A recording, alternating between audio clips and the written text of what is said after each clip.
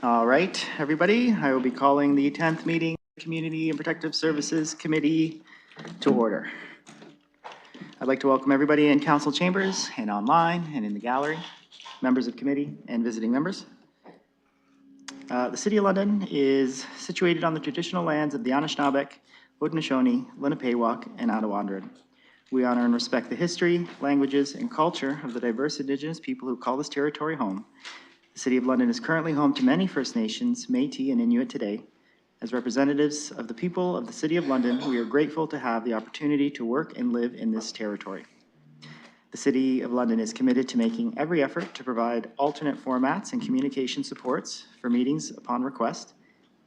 To make a request specific to this meeting, please contact cpsc@london.ca or dial 519-661-2489, extension 2425. Just to recognize the members of committee, I have Councillor Hadley McAllister, Ward 1 to my right, Councillor Peter Cuddy, Ward 3 to my right, Councillor Jerry Pribble, Ward 5 to my right, and Councillor Sam Trussell, Ward 6 to my right. And visiting members, I have Councillor Susan Stevenson, Ward 4, also to my right, and Councillor Corinne Rahman, Ward 7 to my right. And I believe that is it. Nobody online? All right, I will first begin with any disclosures of interest, so looking to committee for any. I see none. Okay, I have consent items 2.1 through 2.9. I have a pull request for 2.9, so I'm just going to look at members of committee for any other items to be pulled. None. Okay, looking for a motion to move 2.1 through to 2.8. Exclusion 2.9, moved by Councillor Cuddy, seconded by Councillor McAllister. All right, I will begin a speakers list. Sorry, Councillor, I see that you're ready before I am. All right, Councillor McAllister, go ahead. Thank you, through the chair. My question is with 2.3. Appreciate all the additions for the traffic signals, pedestrian crossovers. My questions are obviously specific for my ward. It's good to see a bunch off of Hamilton Road. Appreciate that with East Street, Glenwood. My question though is with Manitoulin and Montebello. Also appreciate that it was called out in the report the issues we've had with it. But I know it's part of the 2025 construction schedule, but I'm hoping that this can be done before the start of school. Because that's usually when I get all my calls in terms of the crossovers not being operational. So I'm just hoping maybe staff can confirm the construction schedule for Manitoulin and Montebello. Thank you. Thank you, Councillor. Before I go to staff, I'm just going to recognize Councillor Pelosa, who is online, and now I'll go to staff for that question. Through the chair, thank you for the question. We're getting an early start on many of these. Work is underway. We're plan to implement as many as possible in the summer before school. With the comments you've made, Councillor, we'll do our best. It's a lot of work. There's a lot of locations, and the program does require the fall to finish them all. But we'll see what we can do about completing that one at Montebello before Labor Day. Thank you. Thank you, Mr. McCray. Councillor. Thank you, and through you, appreciate the answer. Yeah, I don't know if we can do any prioritization, but this one is directly across from a school, so I hope that those ones we can try to get to first if possible. I know obviously high priority for all crosswalks, but that one in particular I know is well used and parents are very concerned about it. So I just wanted to call that one out, and I'll leave it there. Thank you for the answers. Thank you, Councillor. Other members? Councillor Pribble, go ahead. Thank you, through the chair, to the staff, and my question they have to do with 2.7. And first of all, I do want to say when I went through these through the housing stability for all plan, I think there are some really very positive numbers, figures, and I just want to highlight some and also get your feedback. As we know, prevention and diversions for individuals is very crucial, and we have some really positive numbers. And I was wondering, in, for example, 1.38 number of support workers in the housing stability system, we are surpassed the 50s. Last year 61, sorry, 2 years ago 61, last year 79. If you can please comment this and kind of the success rate that we are kind of improving on this number, and kind of what's the secret of the success? Thank you, Councillor. I will go to Mr. Cooper. Thank you, and through you, Mr. Chair. The increase is predominantly due to additional investment council made into our Indigenous-led organizations, the Giwatashkad Plan, as well as some of the onboarding of the HUBs programs with the housing stability workers that are working at those locations, as well as our housing identification program. As part of the work that our teams have been doing to consolidate payments for the housing allowances, that program has been able to expand their provision of housing support workers. So that really makes up the difference from last year. Thank you, Mr. Cooper. Counselor. Thank you for that. Excuse me. And 1.4A, number of individuals and families diverted from homelessness. Again, if you look at this, the 5-year average is 45.49%. And again, last 2 years, 23, 24, great numbers, over 50%. Again, if I can have the same feedback as previous question, please. Thank you. Mr. Cooper. Thank you, and through you, Mr. Chair. I think the diversion piece is our teams in the increase of relationships we're building in community, as well as the expansion of our coordinated access system. So there's been quite a number of new agencies onboarded into that system, which has allowed for better collaboration and therefore better outcomes for individuals who are at risk of experiencing homelessness. Thank you. Counselor. Thank you for that. I'm just finishing writing, sorry. 1.4B, and that's implement the eviction and prevention programs. And again, we are very successful. And again, last 2 years ago, 1,500, last year, 1,661. If I can please have a feedback for that one. Thank you. Thank you, Counselor. I'll go back to staff.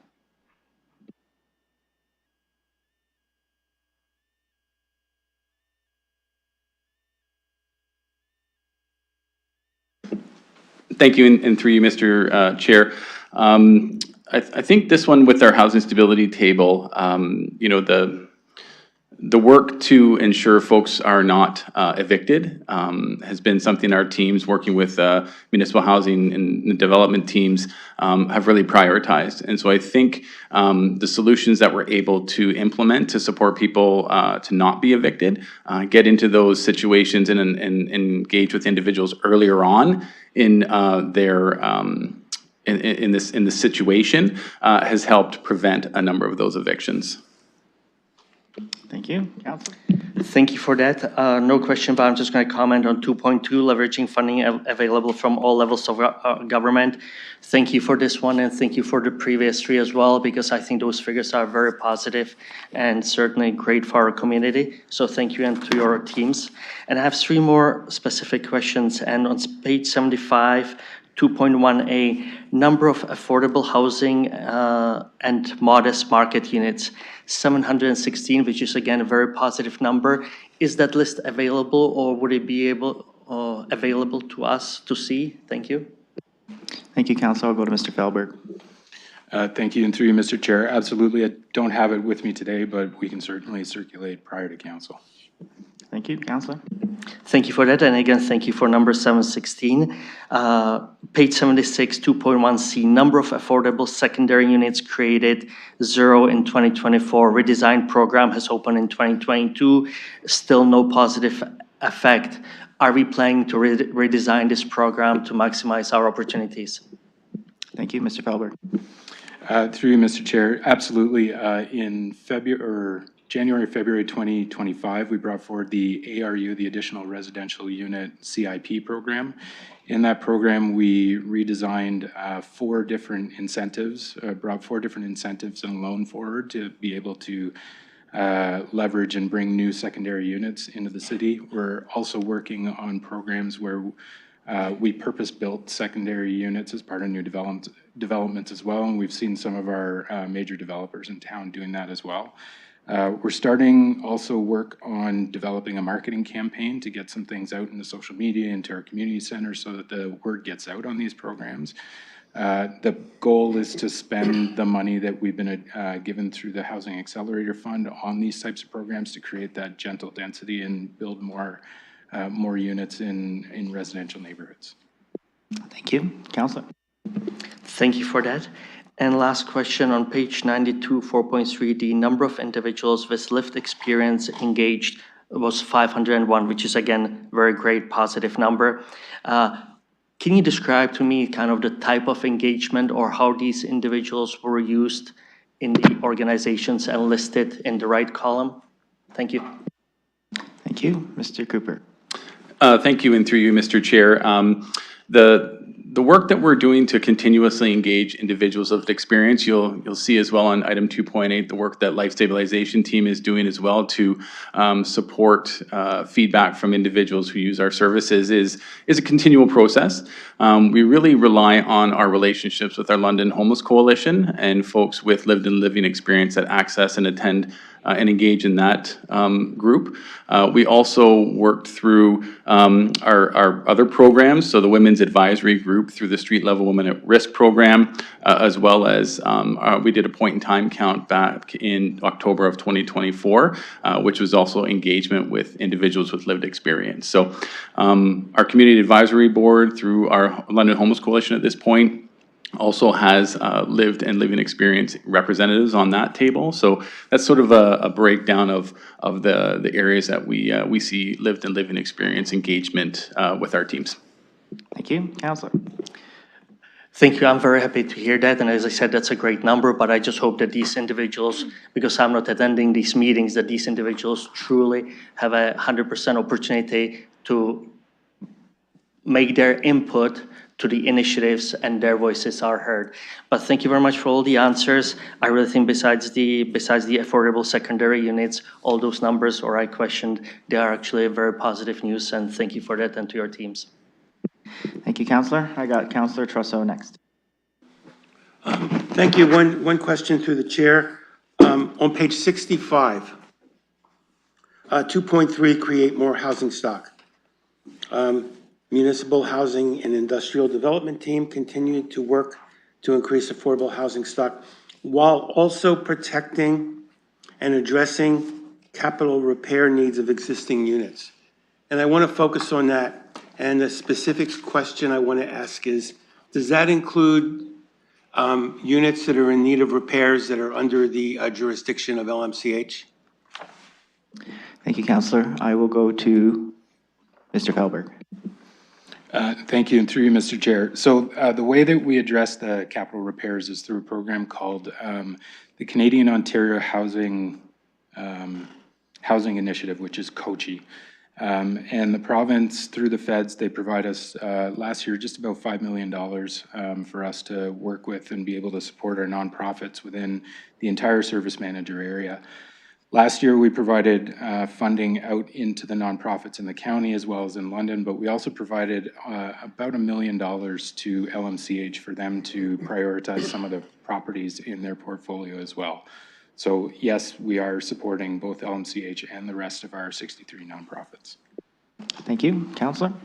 Would it be possible to get a further breakdown in terms of that money that was spent in LMCH in terms of what they did with it and what the results were? Thank you. Mr. Felberg? Through you, Mr. Chair. Yeah, we can take a look to see where the agreements are at and what the status of the work is, and we can provide that back to committee. Thank you. Counselor? Comment. While I'm grateful that this money is being spread around, including LMCH, when we look at the magnitude of the problem under the asset management plan, much more is going to have to be done. And I know today it's not on the agenda, but it's just something I just want to red flag as something that I think I'm going to be talking about more, and I'll be asking you more questions when I meet with you. Thank you. Thank you, Counselor. Other members? Visiting members? Counselor Stevenson. Thank you. I just have a question on 2.7. So on page 66, 2.4, it talks about the housing identification program and its expansion into serving households with high support needs. I just wondered through you to staff if we could get some information on that program and,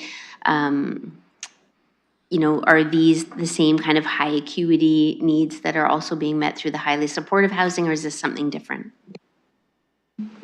I'll go to staff with that. Sorry, through you, Mr. Chair, can you just clarify again the action metrics? I thought I heard 2.7, but I'm not seeing that on here. Counselor? 2.7 is the Housing Stability for All plan, and on page 66, under 2.4, there's provide housing supports, and it says continued expansion of the housing identification plan. Thank you.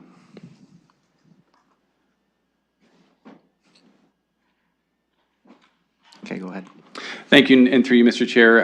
Similar to my answer to Councillor Pribble was, as part of the work from council approval in 2022 to align our housing allowance programs, that's the continued expansion we speak about, is supporting individuals through the collaboration and reduced administration burden, to be honest, for the organizations to administer housing allowances, but also then to implement the additional portable benefits that council approved as part of the most recent multi-year budget. It's there's a mix of that work being done internally by our staff, but also externally through contract with the Housing Identification Program. Thank you. Counselor? Thank you. And so that housing identification program and its expansion into serving households with high support needs, if I could just have a bit more information on that? Yes, thank you, and through you, Mr. Chair. It speaks specifically to the collaboration and the sort of the onboarding of, onboarding is not right the word, but the work to bring those programs together in our Housing First program. So the HIP program is working closely with our Housing First programs, who historically would have had supplements or benefits to administer. And so bringing them into the fold of the Housing Identification Program helps reduce that administrative burden and allows for that expansion of the HIP program to support higher needs individuals. Thank you. Counselor? Thank you. So just to follow up, what organizations would be those service providers and what kind of supports are being provided there? Thank you. Go ahead. Thank you, through you, Mr. Chair. I don't have the names of all those organizations off the top of my head. We can provide something before council, though. Thank you. Counselor? Thank you. Is that the same with the supports offered? Thank you, and through you, Mr. Chair, yes, we can get the name of the organizations and the specific supports each Housing First agency offers as per their contract. Thank you. Counselor? Perfect. Thank you. Thank you. Excuse me. Any other members, visiting members? Counselor Rahman, go ahead. Thank you, and through you. I just had some questions for the new traffic signal, pedestrian signal system and crossovers. Thank you again, and similar to Councillor McAllister, these are really important additions in our neighborhoods and on our streets. In my ward in particular, there's some new areas where we will be seeing some identified pedestrian crossovers, and then the IPSs as well. So with respect to the crossovers, and where they're located, they are also within school zones, of which, in that area, around 1,200 kids roughly are walking, or could be walking in some cases, to school. So definitely, if that's possible to prioritize before the school year, I know that would be very much appreciated. I'm just wondering a little bit about the IPS at Fanshawe Park Road, the one that's going to connect into Snake Creek. If staff can comment on that, I feel like that is going to be a very big change in behavior for drivers on Fanshawe Park Road. How will we mitigate that? Thank you, Counselor. I will go to Mr. McCray. Mr. McCray, I'll go to him. Through the chair, whenever a new set of signals is implemented, there are measures taken to warn drivers. The most prominent of which is the new, that's sort of starburst sign.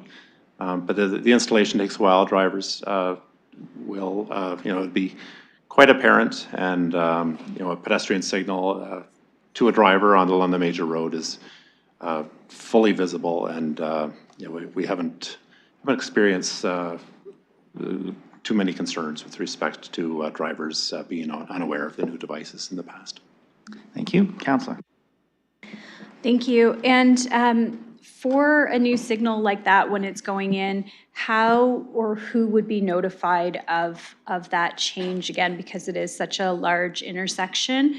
And the way that intersection's configured, people already have a lot of difficulty maneuvering in the area. I'm just wondering, how, would it just be the residents of Foxwood that would be notified, or how that larger notification would go?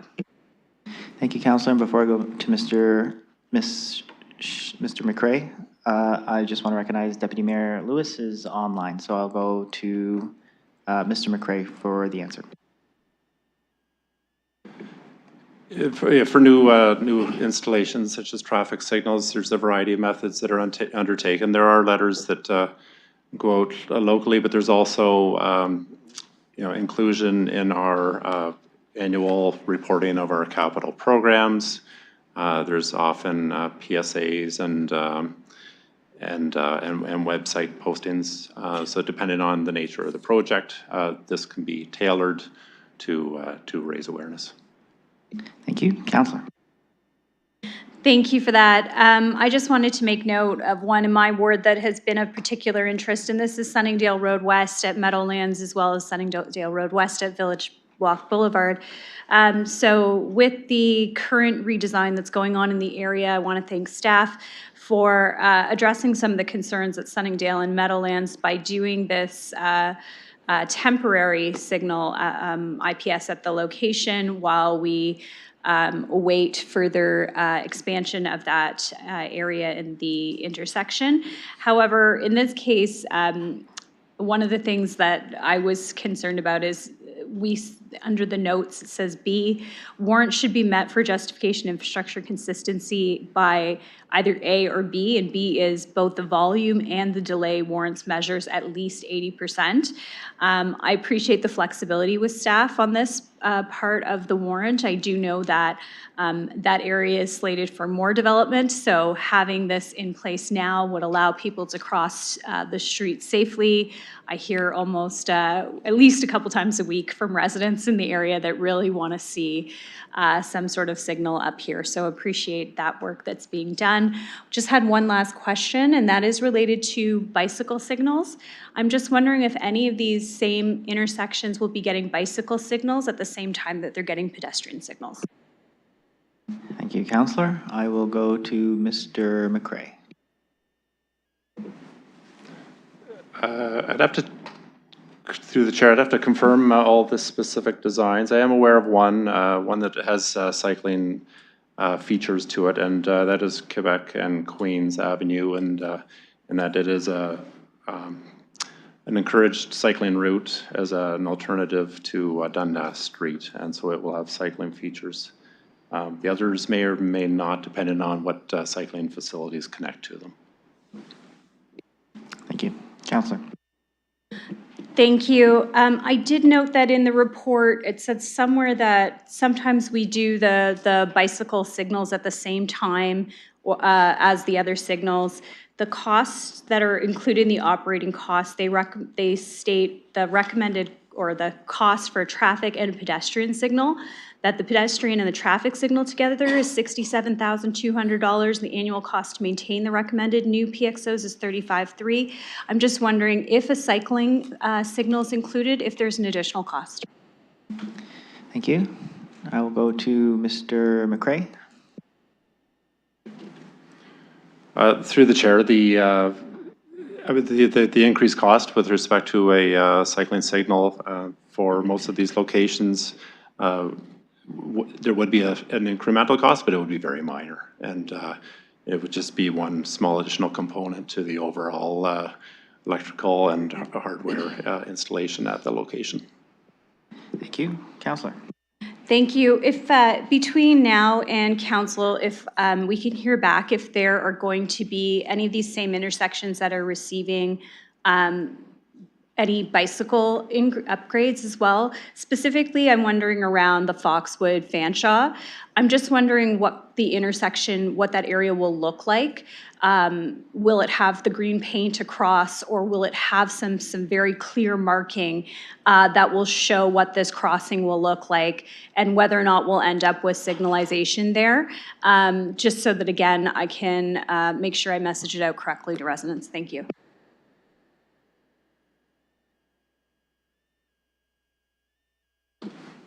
Okay, we'll confirm that prior to council. Thank you. Councillor Pribble, you have 1 minute 48. Please go ahead. Thank you, through the chair, to the staff question, because now I just thought of one idea or one thing that would cross my mind when it says new traffic signals. Currently, when we have for our BRT or RT, we do have the lanes, and we added the turning lights for these buses. And currently there's, again, when they have the green light, all four sides, southeast, northwest, they have a red light. But we do have a green light even though the bus is not there. And I just wanted to ask you if potentially we are going to look into some cameras, if there is a bus that will register it, if it's not, that the green light will not be turned on, if there is any plan for this. Thank you. Thank you, Councillor. Mr. McCray. Yes, certainly. We design our traffic signals to operate as intelligently as possible, and that relies on detection. And detection for the transit lanes is certainly part of that. There has been a staged rollout on the downtown loop, for example, as the detection has come online, and so that is a feature, yes, and it will be implemented, if not immediately, in a phased manner at particular locations, given the constraints of the infrastructure rollout. Thank you. Councillor. Thank you very much. No more questions. Thank you. Okay. Visiting members. Or, sorry, members first. Visiting members. Okay, I'm going to make some comments. Conciliatory ones. First, I'd like to recognize the community review panel and the volunteers from staff that It's a good item in report 2.2, and I'm just going to name off every single person in that report really quick. Just thanks to Jane Baradini, Violetta Haveman, Terry Sue King, Clara Madrinas, Sarah Middleton, Namdi Obiam Bunmo, Victor I'm going to botch that one. Victor Uraguo, sorry, and Kristen Powlick. I just want to recognize the staff members who put in the extra time for that extra work. I see one is in here today. I just want to recognize for that work. And before I move on to end the consent items, I do want to go to Mr. Mathers for another announcement. So please go ahead. Through the chair, I'd just like to highlight that today is our Director of Municipal Compliance and Orest Katolic's last committee meeting. So I'd like to take a moment to recognize and celebrate Orest's remarkable career as he prepares to retire this week with an incredible 38 years of dedicated service to the City of London. So throughout his career, Orest has been more than just a leader. He's been a pillar of integrity, professionalism, and compassion. His knowledge, work ethic have shaped our organization in countless ways, from planning and compliance to crisis response, including his leadership during COVID-19, our recent renovation bylaw changes, and many homecoming events. But beyond his impressive accomplishments, Orest has been known most for his empathy, for always seeing the human side of municipal work, and for his mentorship, which has inspired and guided so many of us throughout our careers. He has a way of building trust, offering support, and quietly leading with strength and kindness. Orest, thank you for everything that you've given our community, to our corporation, and to each of us. On behalf of the Housing and Community Growth Area and all your colleagues across the city, we wish you a retirement filled with joy, new adventures, and all the things that bring you happiness. Congratulations and all the best, Orest. With the consent of the committee, we can clap for this one.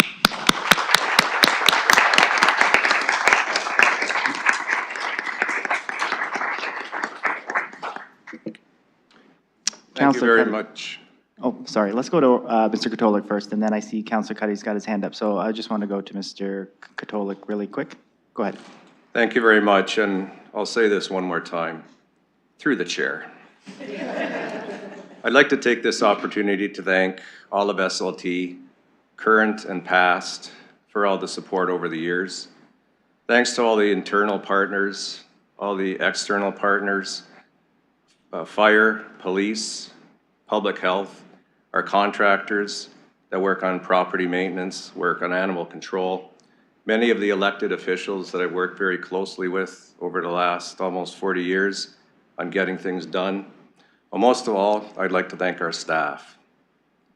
Our staff some work business hours, some work a 6-day shift, some work 24/7 shifts.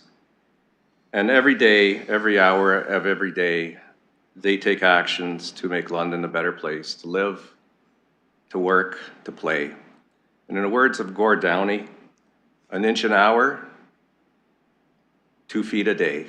That's a music reference, because we are a music city. So this is the last day that I'll be sitting on this side of the table, but I won't be leaving this room because I'll be sitting up there, because I've accepted a position with a nonprofit housing group. So my background is in planning, and as they say, once a planner, always a planner. One thing I will be giving up, though, is my cell number this Friday. So if the music's too loud, you'll have to call someone else. Thank you again, bottom of my heart. It's been a great career with the City of London. Thank you.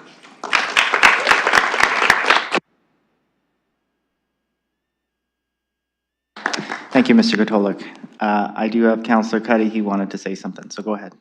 Thank you, Chair, and through you, and I don't mean for this to go on, but I want to just dovetail off what Mr. Mather said, and I don't think there's anybody in this room, around this table, who's hasn't been impacted by the work you've done, Horst. We all have. And I remember, and I'll be brief, but I remember coming to you with the idea of the renoviction bylaw motion, and having no idea how to move it forward. And you said, "Councillor, leave it with me." And within a day, you were back to me, and we had something together. And we worked through other mayors and through other municipalities, and we put together what I think is one of the best in the country. And for me personally, Horst, thank you for the work you've done. Thank you for the work you've done for 38 years for all of us, and thank you for the work you've done for this council in the past 3 years. And I'm very, very grateful to know you, and I'm grateful to have you as a friend. Thank you. Thank you, Councillor. Okay, that's it for consents. Oh, I have some more hands. Councillor Pribble, go ahead. I take 15 seconds. Thank you for your dedication and those years. It's virtually all the years you have given to our city is greatly appreciated, and especially in these times, these years, it's almost unheard of for anyone to give so much to a corporation. Thank you very much. Okay. Briefly, Councillor Stevenson. Briefly, well, if we're going to do this, sincere thanks. 38 years to our city, and we look forward to seeing you in the gallery. Thanks for making a difference. Thank you, Councillor. Anybody else? Councillor McAllister, my daughter's birthday is today, so please. I know, and I won't take up your daughter's birthday, I promise. Just because I feel like everyone on committee has said something at some point. Just briefly, Horst, thank you for all your work. I have the reputation, unfortunately, of being referred to as the demo guy, and I know, Horst, you've helped me get that reputation, but sometimes we've got to tear down some of these buildings to build new things. So I appreciate all the work and guidance you've given me in this term. I know you've probably helped a lot of councillors over the years, but I appreciate your efforts, and like my colleagues have all said, I think the city is better for the 38 years, so thank you. Thank you, Councillor. Okay, let's call the question. More here. Deputy Mayor, okay, briefly, please go ahead. Yep. I won't repeat what everyone else has said, but I do want to say, you know, as someone who's had the privilege of working alongside Mr. Kotoluk for 2 terms now, I thank you is not adequate from your guidance in helping councillors steer away from crossing the line on those provincial MOUs where enforcement matters are happening, to making sure that the concerns of our constituents are getting addressed. And of course, leading the great team that you have in municipal compliance. You are going to be a difficult leader to replace, but I want to wish you all the best in your retirement, Mr. Katolik, and please do stay in touch in your new role with the nonprofit housing work. We will welcome hearing from you on that side of things, and I know you'll contribute just as much to London that way. But again, thanks are not enough, but it's what I can offer today, and wishing you all the best in the next chapter. Thank you, Deputy. Thank you to everyone, and see you on the bike paths. Thank you, Mr. Katolik. Okay, I'm going to say that's it for comments or questions, so I'm going to call the question.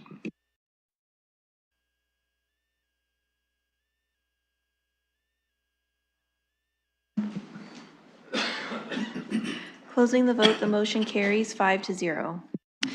Okay, that moves us on to schedule items. I have none. And then we will move on to items for direction. I have 2 on the agenda and then 1 pulled from 2.9. So I am going to begin with my motion, as a matter of fact.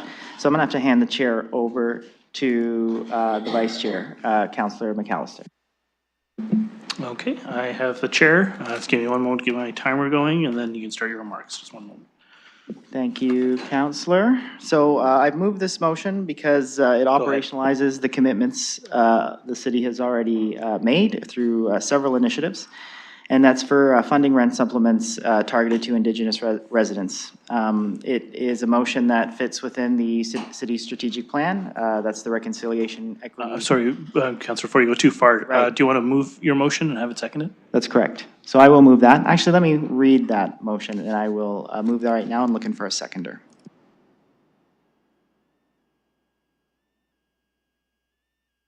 Did you want to read your motion? Or? I can read it, but I do believe I have a seconder in Councillor Trusso. But I will read the motion out. So it's that the following actions be taken with respect to the communication dated June 2nd from myself related to the City of London's Municipal Rent Assistance Program, and that's A, that Civic Administration be directed to allocate up to 30% of the 2025 municipal rent supplement increase, which was approved at $1 million annually, to Atlosa Family Healing Services for the administration of portable housing benefits supporting Indigenous individuals experiencing homelessness, to be delivered through Atlosa's existing Housing First and Rapid Rehousing programs. And B, that Civic Administration be directed to engage with Indigenous-led housing providers, including but not limited to Ontario Aboriginal Housing Services and the Native Intertribal Housing Co-op, and Atlosa Family Healing Services, with the intent to support expanded partner-led delivery of the Municipal Rent Assistance Program portable housing benefits beginning in 2026, and to develop appropriate administrative pathways for such partnerships. And it being noted, communication came from myself and from Atlosa. So I'll put that on the floor.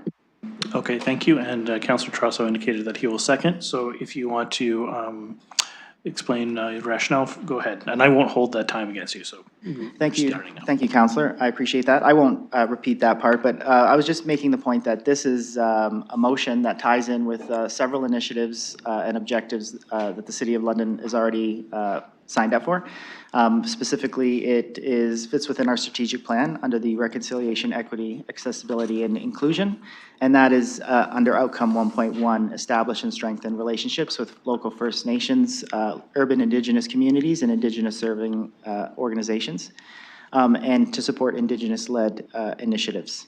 It also fits under the housing and homelessness strategic area of focus in our strat plan, specifically under that outcome of 1.1 to address the specific needs of equity denied groups and prioritize housing initiatives that are affordable. And it also fits within our municipal rent assistance program framework as well to increase the use of portable benefits and utilize partner-led delivery. And I also wanted to point out that it fits within our reconciliation plan, specifically strategy 4.6, creating new housing partnerships and ensuring Indigenous needs are reflected in all city housing programs.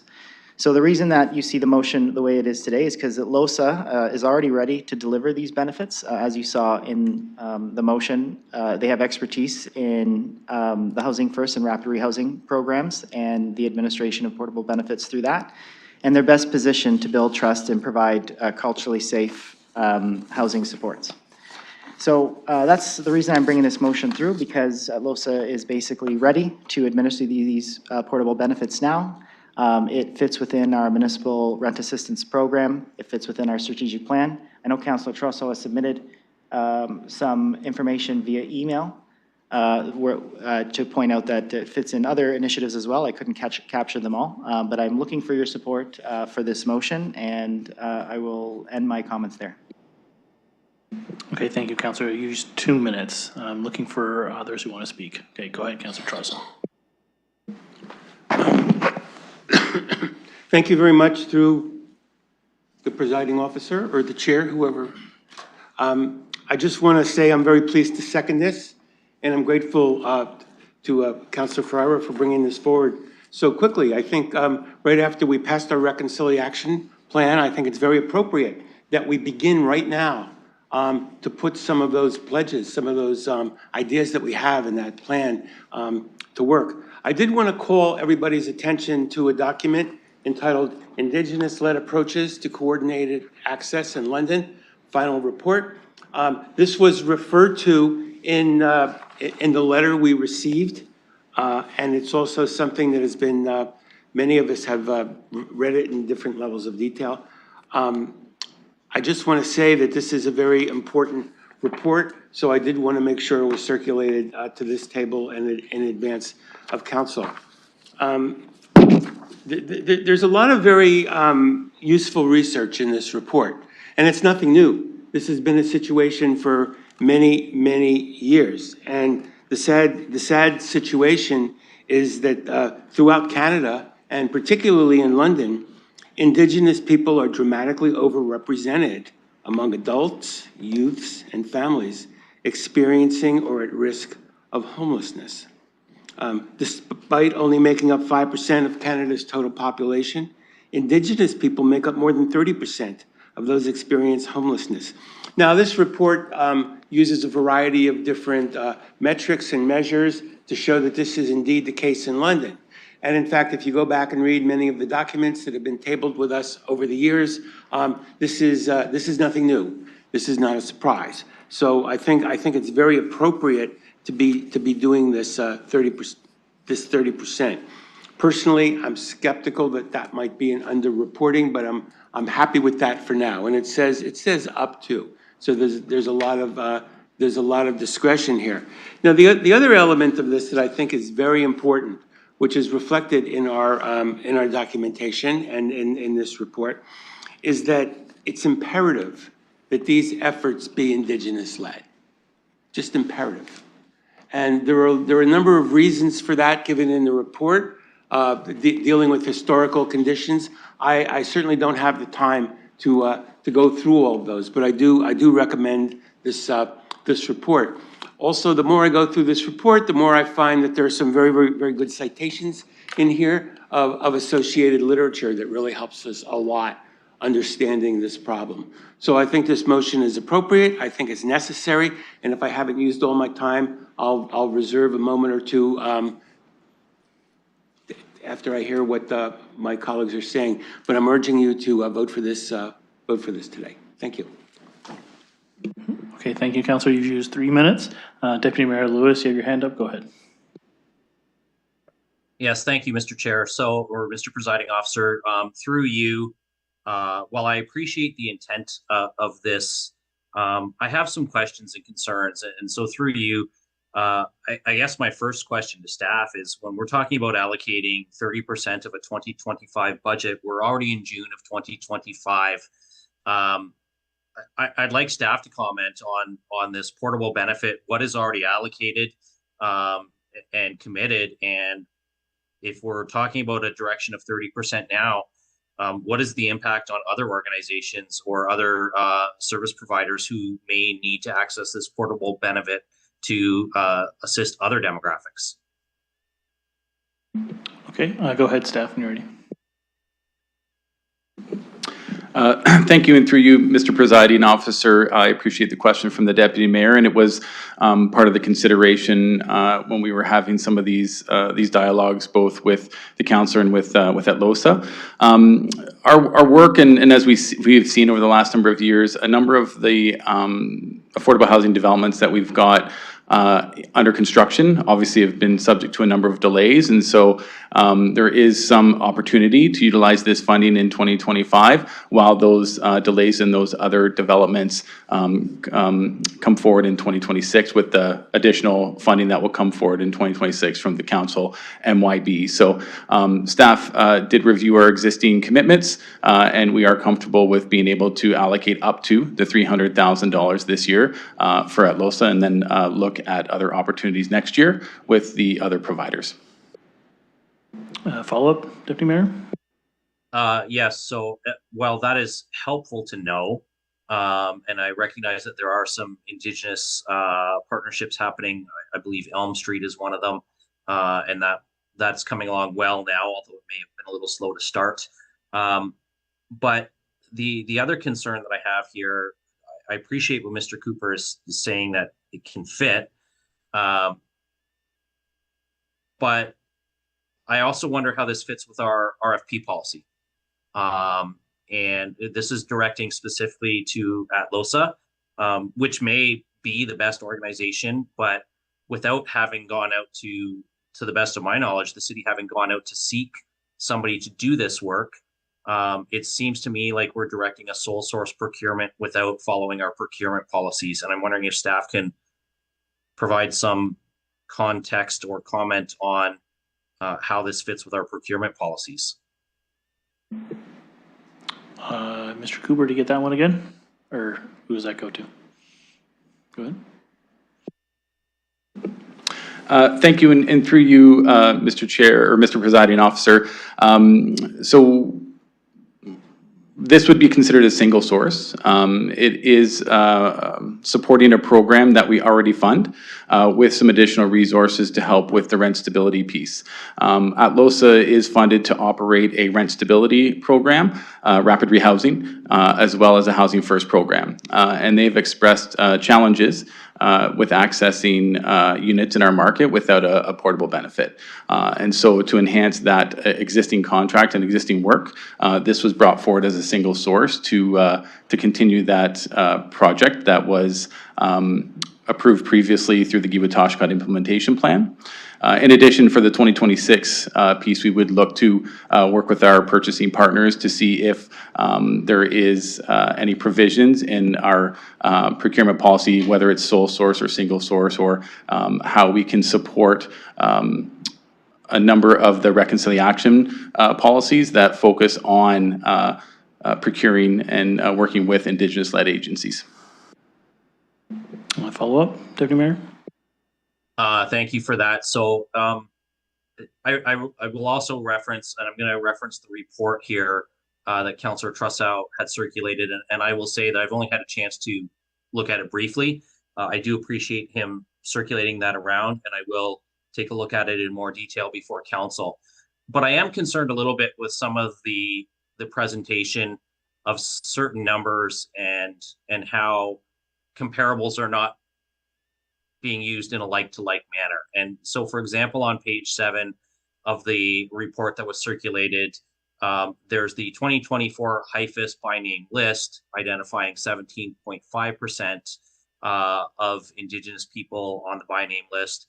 There was a reference to the point in time count showing 30%, but the point in time count is a 2021 point in time count that's being referenced. So there's 3 years difference, notably COVID years in 2022 in between there, where I think we had a lot of moving parts and changing numbers. And so I'm concerned that the report that's being cited as the justification for moving forward on this is comparing some apples to oranges rather than apples to apples. And the other piece that I'm concerned about on page 13 of that report, it speaks to having 735 Indigenous participants on the by name list. Half of them spent more than 679 days on the by name list, while half of non-Indigenous participants spent fewer than 512 days, but it doesn't speak to the half that spent longer than 512 days. So you're comparing two different metrics here, actually, and they make the same statement about 2023 and 2024. We're comparing a number who are on longer than a certain number of period of time versus a number who are on less than a certain period of time, rather than how many people are over a certain number of days in both categories. So to me, there's a bit of a problem in the data here. Not to say that it may not actually pan out, but the comparators are not the same. And so I'm having a hard time matching that up. And I'm wondering again, if our staff can speak to any data that they can share around comparators that are a little bit more like to like with regard to by name list versus point in time count percentages, and versus the overall amount of time that anyone in any demographic is spending on the by name list. Okay, I'll go to staff. Just letting you know, Deputy Mayor, you got 30 seconds left. Go ahead, Mr. Cooper. Thank you, and through you, Mr. Presiding Officer. Appreciate the comments. I'm not going to speak too much to the ATLOSA report, but just to say that foundationally, the number of folks that identify as Indigenous that actually report into our system has been a work in progress. A lot of folks do not feel safe, do not feel comfortable identifying as Indigenous coming into our system for a variety of reasons. So we worked with our Indigenous-led partners a few years ago to try and help improve our collection accuracy through our intake process on our by name list. We work quite closely with ATLOSA on how to frame and ask the question for an individual to be able to self-identify as Indigenous.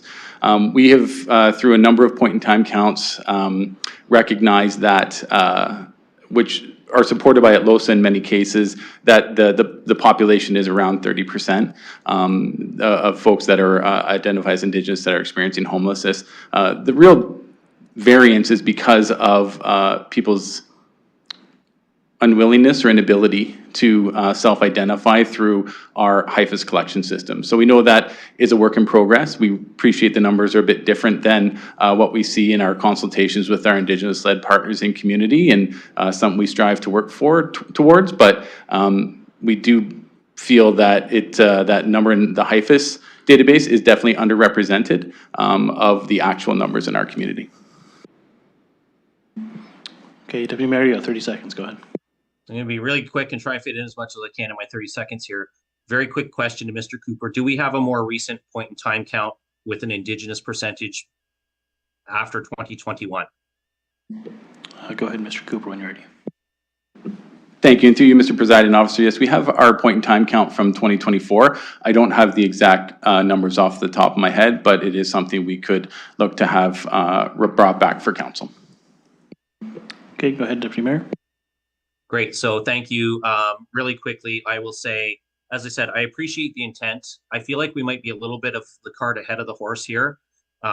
Even when we extended and looked at Arcade moving to a year-round model, we asked them to come back with a business case. We don't have that here for ATLOSA. So I have some concerns about this. I'm going to take the opportunity prior to council to ask a few more questions. Okay, you're at time. I appreciate the intent, and I'll leave it You're there. done. Sorry, I can't cut you off, but thank you.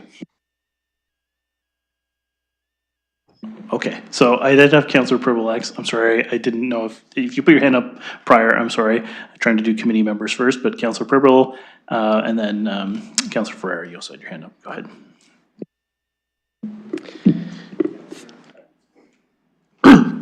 Thank you. So what's in front of us, there's no doubt that it's in accordance and aligned with our strategic plan, and even with the final report that was distributed by Councillor Trasau in terms of the what they call the ARCH.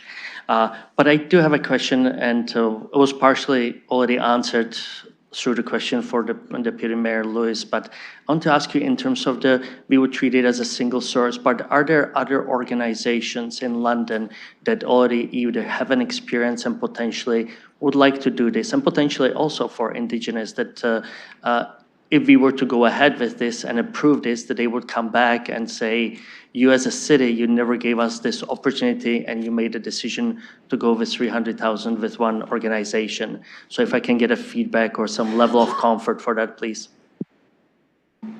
Whenever you're ready, go ahead, Mr. Cooper. Thank you, Mr. Presiding Officer, and through you. So the key point here is that LOSA is already under contract with our organization to deliver a number of housing programs. And so this is a single source under our procurement provision, and it is a contract amendment to provide that additional funding for ATLOSA. It is consistent with programs that they're already delivering. They do, like I mentioned before, deliver housing support programs, and this will help ensure the affordability piece that people run into in our community will be met. We have had conversations through Mr. Felberg's area with Ontario Aboriginal Housing Services for future potential opportunities for contracts for delivering portable benefits, and we continue to work with the Ontario Aboriginal Housing nonprofit, a federal nonprofit group around opportunities for our Canada Ontario Housing Benefit. We don't have contracts with either of those organizations, but as part of council direction, we do work with our Canada Ontario Housing Benefit allocation that comes in from the province each year, and so those organizations do have an opportunity to access those benefits when they're available. Okay, follow-up, Councillor? Thank you. And for this motion, I certainly would prefer to have a staff report attached to it. You know, the one that would, for example, state, or if there was a way, $300,000, how many individuals are we, or how many individuals in plans are to be helped? What are the average amounts and things like that? I don't know if it's something, because I remember when we did it with Salvation Army, with Housing Stability Bank, if I remember correctly, and they, for example, came back and they asked us through the budget plan to increase this amount, which we have not approved. Is there any way for us to do certain kind of matrix and find out, again, 300,000, how far it's going to take us, how many individuals will be helped? And I do realize that they do state on the second page, we have managed the Ontario Aboriginal Housing Services, Ontario Priorities Housing Initiative Operating Funding Program, but kind of the levels of success, how many individuals it helped. Is there anything that, again, can increase the level of comfort for me to make such decision? Okay, go ahead, Mr. Cooper. Thank you, and through you, Mr. Presiding Officer, as part of the work and the conversations we did have with ATLOSA, we do look at a potential benefit in accordance with our current MRAP, or Municipal Rental Assistance Program. We probably could support around 33 individuals through this program. We look at individuals who may have an opportunity for shelter allowance of the Ontario Work Shelter Allowance, which is just over $390 per month. And then add in potential tenant insurance and utilities support. You work into about a $750 per month benefit. This all still needs to be clarified and confirmed with the organization. This was just forecasting that I had done as part of our work with ATLOSA in accordance and consistent with some of the other work we do with other providers who are providing portable benefits. Okay, thank you. Follow-up, Councillor? Very quick last question. If this was supported by staff report, would it be the recommendation to go ahead with this initiative? Mr. Dickens, go ahead. Through you, Mr. Presiding Officer, it's a difficult question to ask because we didn't have a staff report. This is a motion being brought forward by a member of the committee. That being said, as has been highlighted, this aligns with a lot of council priorities, the Reconciliation Action Plan, the Giwitashkad Plan, both things that are endorsed by council. It also aligns with our efforts at the civic administration side of trying to support Indigenous-led initiatives and Indigenous-led housing opportunities. As the Indigenous Service Provider Network is able to grow capacity, it provides for more opportunity to connect with those that are more hesitant, as Mr. Cooper said, to connect with workers or agencies that look like me, for example. And so this is good news that we have a council-approved MYB budget increase for the portable benefits. And it's essentially just directing that already budgeted approved amount to be allocated in one way to this group, noting that we should continue to look beyond both in 2025 and 2026 with other Indigenous housing providers. So in short, this aligns with a lot of your priorities, and we take the direction of council. Okay, any other questions, Councillor? Thank you. No more questions for now, but I'll leave some time for the end. Thank you. Okay, and you have 3 minutes left. Councillor Ferrer, I know you had your hand up, but Councillor Cuddy, also committee member, hasn't spoken yet, so I'll go to him. Thank you, Mr. Presiding Officer. A question to staff. And with all due respect to the mover of the motion, there is no staff recommendation, as you just said, Mr. Dickens. There is no business case. Yet here we are asked today in committee to make a decision on this. And I don't find that we have enough information to do that, despite the fact that what Councillor Trossow has sent us, what I received, I guess, an hour before committee started. This is something that I might support at council, but today I won't. And again, respectfully, to the mover of the motion, I appreciate what you've done. I just don't think we have enough information. I don't think any councillor here has enough information to work on today. I think it's very limited. Excuse me, I'm done. Okay, sorry, there was a point of order raised, so Councillor Trossow? No? Okay. Councillor Cuddy, did you want to finish your comments? Okay. So, Councillor Ferrer, you would be next on the list. Thank you, Presiding Officer. Well, I do hope that we can get some support for this one because it has to make it to committee. Some of the questions that were raised, I guess the first one with the procurement policy. I reached out to the City Treasurer's office and I asked, are there any issues here when it comes to our procurement of goods and services perspective? And I have been told, no, there is no issues with that. We have done motions like this before in the past, which could turn out to be a single source procurement, and we're okay to do that. I would ask you to reach out to the City Treasurer as well. Sorry they weren't able to be here to discuss that. I would also point out with the trust component, that is the main thing with this motion. How do we administer benefits to specific communities? We also leverage community organizations that are tied in deeply than we are. Just like as Mr. Dickens pointed out, the trust factor could be a barrier when it comes to providing portable benefits. So this is why you see that. On the flip side, that reduces resources on our staff side to administer those portable benefits, and it does provide at LOSA to administer those benefits. And it's also something along the lines of at LOSA has the experience to do that. I would point out also, the question was asked, are there other partner-led organizations that provide these benefits? Yes, there are. Street Level Women at Risk provides portable benefits. Youth Opportunities Unlimited provides or administers portable benefits from us, and St. Leonard's Community Service also does the same thing. So this would be balancing just kind of the way we distribute these type of benefits as well. There was another point. Those would be, I guess, most of the questions that I wanted to answer actually. But I would say this is something that is targeted for individuals who are overrepresented when it comes to our data. I understand there's some questions in the data, but ADLOSA has informed me that they do have a list of individuals that are waiting and depending on these benefits. So I would ask you, we need to have this motion be approved at this committee, because if it doesn't make it at this committee, then we are going to have a bunch of people who are going to be unable to get supports when it comes to their housing. So I'm trying to answer all the questions that were raised on that, and if there's any more, if I have any extra time, I'll try to answer those as well. Okay, thank you, Councillor. You have about 30 seconds left, so just to let you know. Councillor Rahman, you haven't spoken yet. Councillor Stevenson. Councillor Trossow, did you want to speak? You're a member of committee. Go there first. Okay. All right, Councillor Rahman, go ahead. Thank you, and through you. Thanks for letting me speak at committee today. Thanks for bringing this forward.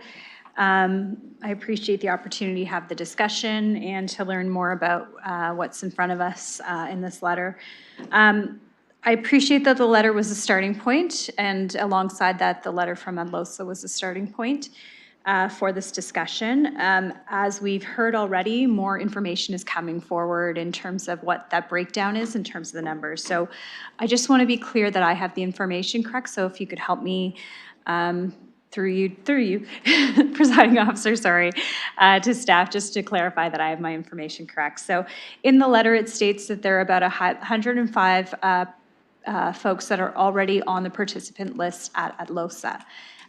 And in the letter, it states that it would be the existing participants that would benefit from the program, not new participants. Just want to clarify. Mr. Cooper, or? Yep, go ahead. Thank you, and through the chair, I'm not going to dispute what ATLOSA has submitted in their letter. Obviously, as we operationalize any amendment, should council look to approve it, we would land those specific details and understand how ATLOSA would be looking to administer those benefits, how the existing supports are funded, and sort of land into how these benefits can help them achieve their goals of their Gibatashkon plan. Go ahead, Councillor. Thank you. So if it was of those 105, 33 would be provided with the portable benefit. Of that portable benefit, typically it's around $390 plus the cost of tenant insurance on a monthly basis, plus electricity support. Could I just ask why electricity support doesn't come through the low-income energy assistance program or other programs, why it comes through this funding mechanism? Go ahead, Mr. Cooper. Thank you, and through you, Mr. Presiding Officer, a couple points of clarification. The 33 was based on my calculation on averages of some of the existing supplements. So I can't say for certain it would be 133 of the 107. That is something we will need to work out with ATLOSA to understand what the current benefit is, what they're currently supporting individuals with, and what that cost is. So if you are dealing with an existing supplement or an existing program, there could be a reduced amount because that person has some tenure in their residential situation and the benefit could be less. So the second point of clarification was the benefit tops up and we make an assumption on the benefit topping up on individual shelter allowance on Ontario Works. That's the lowest shelter allowance opportunity for an individual for income of $390. So our benefit in a private market or a nonprofit market unit helps bridge the difference. Tenant insurance we've added, and utilities we've added because that's what we heard through our consultation with community when we brought the report forward to align all of our programs into the MRAP back in, I want to say, fall of 2022 or 2023. We were hearing quite loud and clear from folks that utilities have been a challenge. Utilities, choice of food, affordability in general were a challenge for folks. And so for the ability for the program to help support individuals with insurance, to ensure tenant insurance, as well as utilities, that was what we were hearing most from our community. Okay, follow-up, Councillor? Thank you. Yeah, I can see that if we're looking at from 2023 to 2022, 2023, there were some changes within the expectation of OEB and how tenants should be, low-income tenants should be supported when it comes to their energy provision. And I know that London Hydro mentioned that in their annual report as well. Just with respect to the allocation, so just rough figures, you were looking at 33 individuals of 750 for a total of 297,000, which is of the 300,000. So there are no administrative costs on this? Go ahead, Mr. Cooper. Thank you, and through you, Mr. Presiding Officer. As noted, the agencies do operate existing housing programs, so administration is expected to be accommodated in those programs. ATLOSA also received an additional top-up of our municipal funding through multi-year budget. So those details would be confirmed with the organization on contract amendment execution, but we would expect they would look to administer within their existing housing support programs. Follow-up, Councillor? Thank you. And then for reporting back, what do we envision to be the mechanism to report back on the use of the 300,000? And is it for a 12-month cycle? Looks like it, but I just want to confirm. Go ahead, Mr. Cooper. Thank you, and through you, Mr. Presiding Officer. The reporting back is likely good. Again, we have to determine, we have two options. We can do a quarterly report back or we could do a monthly report back. And so we've been finding that should organizations provide their monthly role register of individuals that they're supporting in each unit, that helps us keep track of more real-time people entering and people exiting the program for a better understanding of how impactful our current program is in community. That would be staff's choice. But again, we'll work with the provider to understand the administrative burden that reporting can bring on some of these types of programs. And so whether it moves from a quarterly to a monthly, we'll be working with the organization, but at a minimum, it'll be quarterly reporting back to city staff. I can't remember the second half of your question, my apologies. Annualized.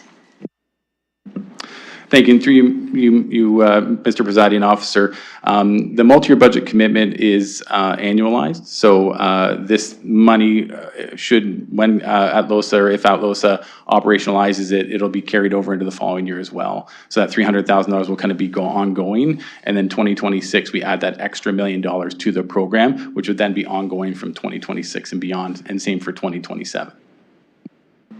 Follow-up, Councillor? Thank you. So just to clarify, so if we commit to the 300,000 now, we're committing to an ongoing 300,000? Go ahead, Mr. Cooper. Thank you. And through you, Mr. Presiding Officer, yes, that is the intent of the portable benefit. Folks do need that benefit in likely perpetuity or until their housing affordability situation changes. So it isn't just a one-time, one-and-done type program. It is an ongoing commitment that helps support individuals with that housing affordability for the longer term. Go ahead, Councillor.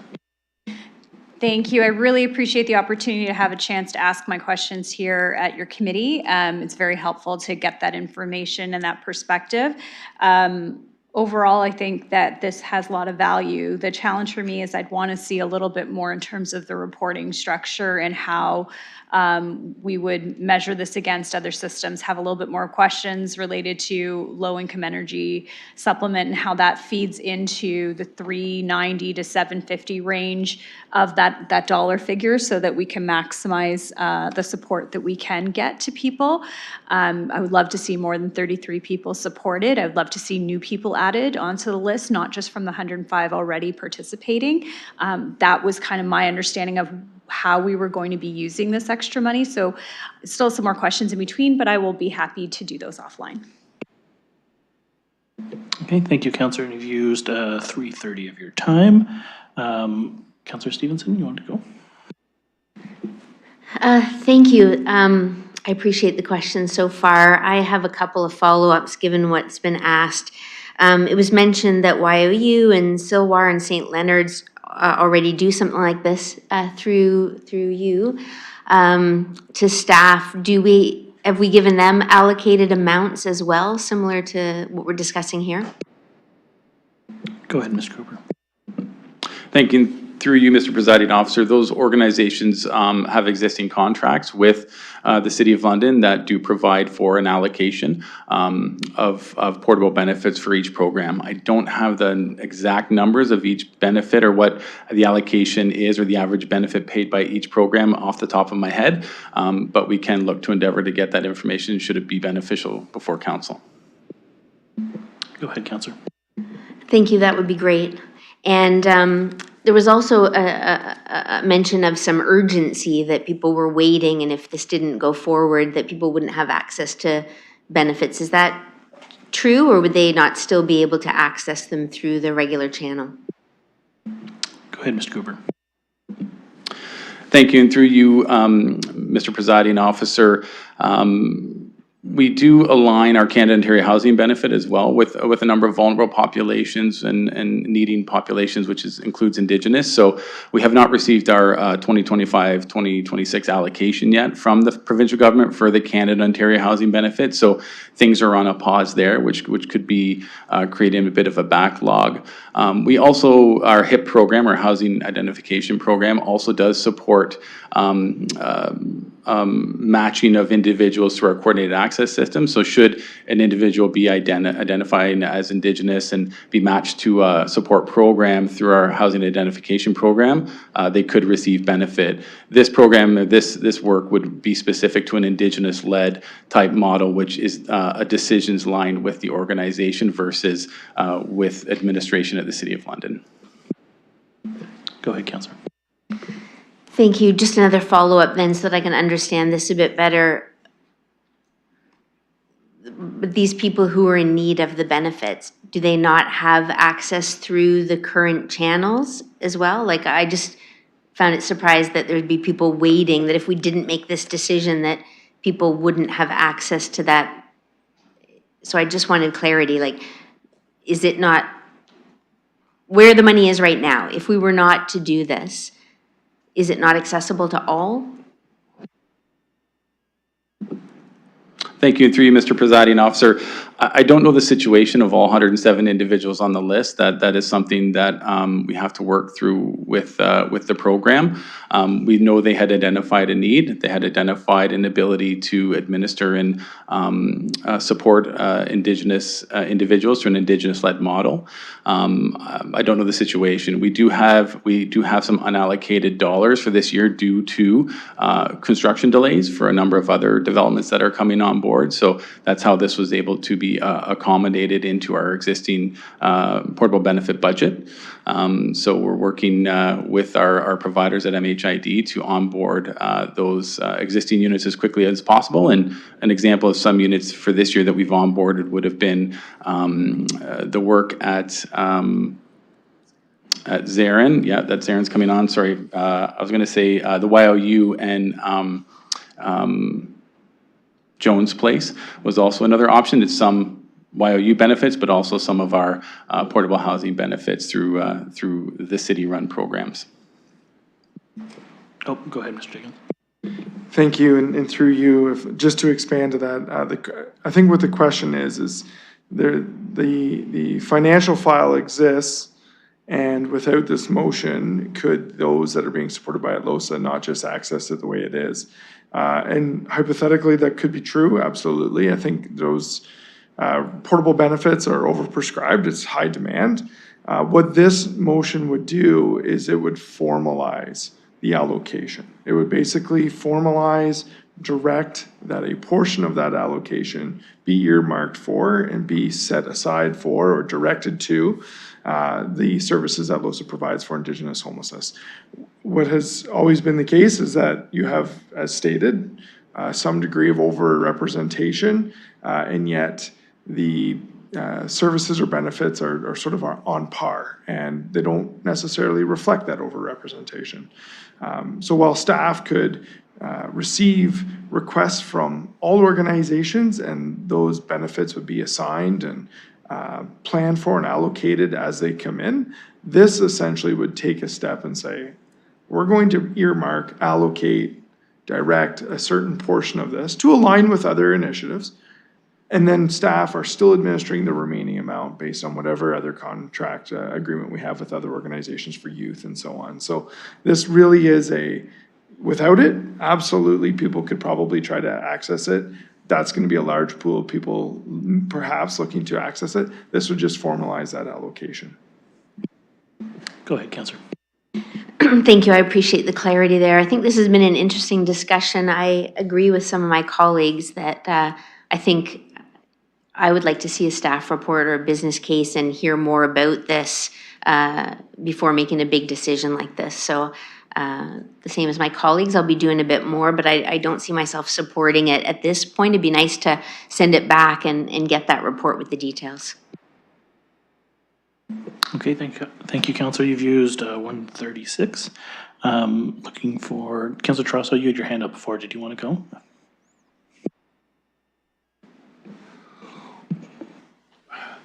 I see a certain sense of urgency here through the chair that I don't think is coming through. And while it's quite right that access to these funds, to these services could be had through our current institutional framework, what's being missed here, and I think I want to try to emphasize this, is there is a cultural and sociological disconnect between the operational frameworks that we put into place and the worldview, the other ways of thinking that have come down through this community. And there is a gap here.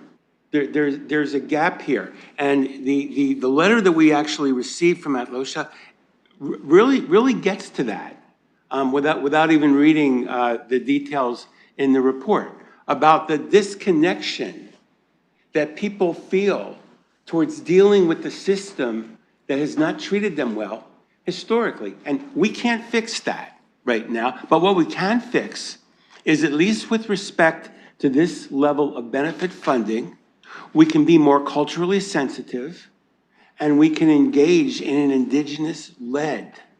indigenous-led, which is a very significant part of what we're doing here, operation. And I understand a lot of the concerns and questions that my colleagues are raising, but we have to use a different lens.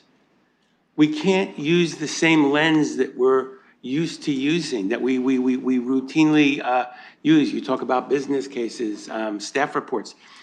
Councillor Ferreira, I've been very satisfied that he didn't just put this forward on a whim, and he was very careful to discuss this with Steph and to consult the research and to consult the reports. So I think we would be making a huge mistake if we did not grab this opportunity on the heels of a reconciliation statement and do this now. We're talking about $300,000. There can be course correction later on, and I believe that there's a lot of opportunity for some of our other nonprofit partners to be brought into the framework of how London goes about providing RGI and affordable housing. And this is just one little piece of it. But I think in order to establish, this is about establishing trust, and we have to do this. Thank you. Okay, thank you. Okay, so Councillor Frey, you only have 30 seconds left. So do you want to go last with your closing comments, or Councillor Stevenson had her hand up again, so. Okay, you got 30 seconds. All right, I have 30 seconds. Hopefully that runs slow.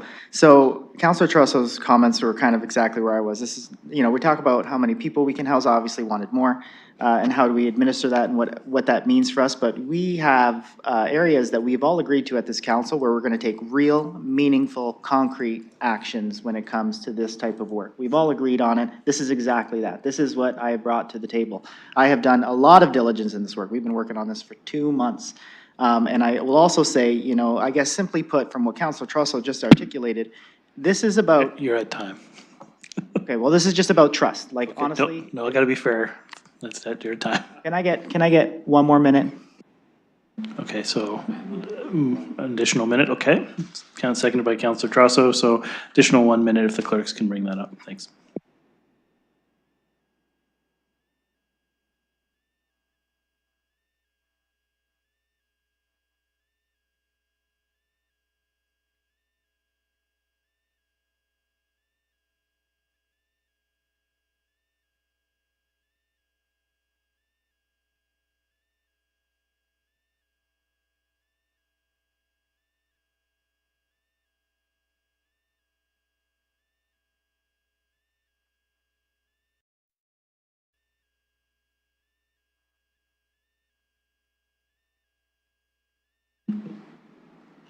Closing the vote, the motion carries 5-0. Okay, Councillor, you've got an additional minute. Remember, it's your daughter's birthday, so. I understand that, but this is what I'm doing right now. Thank you, colleagues, for giving me that minute. So what I'm trying to say is this is about, like, the gap that we're talking about is a gap of trust in the institutional framework that we're operating in. And we are obviously trying to correct that as we go forward, but in the meantime, there is a need out there for people who need this housing. So this is a way to not only give us a little bit of runway to build that trust, but to also provide these funds to Atlosa, who is able to administer these, who do not have the issues with trust. So if we want to be assisting people on the streets and putting people into homes and helping people, especially with the initiatives that we agreed to, the strategic objectives that we agreed to, this is the way to go forward with it. I feel like all the questions were great questions here. They've all been answered very well. If there's more information that needs to be brought back, I would ask you to reach out to staff or reach out to me. I did ask all of these questions already that have been raised. I wasn't able to put them into my preamble just for the length of it, but I do ask for your support because this is a big action. This is something that people actually need, and it's something that there's a huge list That's a minute. for people out there. Thank you. Okay, thank you. Councillor Stevenson, you still have about, was it 3:30 left? Go ahead. Thanks. Just a few follow-up questions. You know, I hear my colleagues addressing a need, but the thing is and there's mention that this is in alignment with the strategic plan, our reconciliation, we've got a whole of community system response. I'm just not understanding why something like this would be coming from a councillor as a motion and not have a staff report or have a recommendation from the bodies. Like, it's just not, if you spent 2 months working on it, it feels like one more month to have that staff report to do it through that methodology rather than it be something that we're just bringing forward without a staff report. I don't know if staff have any comments on that. Is like, was this something that was being discussed already? Has there been any discussion of this that was coming forward and we're just getting ahead of it here? Go ahead, Mr. Dickens. Through you, Mr. Presiding Officer, I'll tread lightly on opinions on council motions that come forward without staff reports. That does happen quite frequently.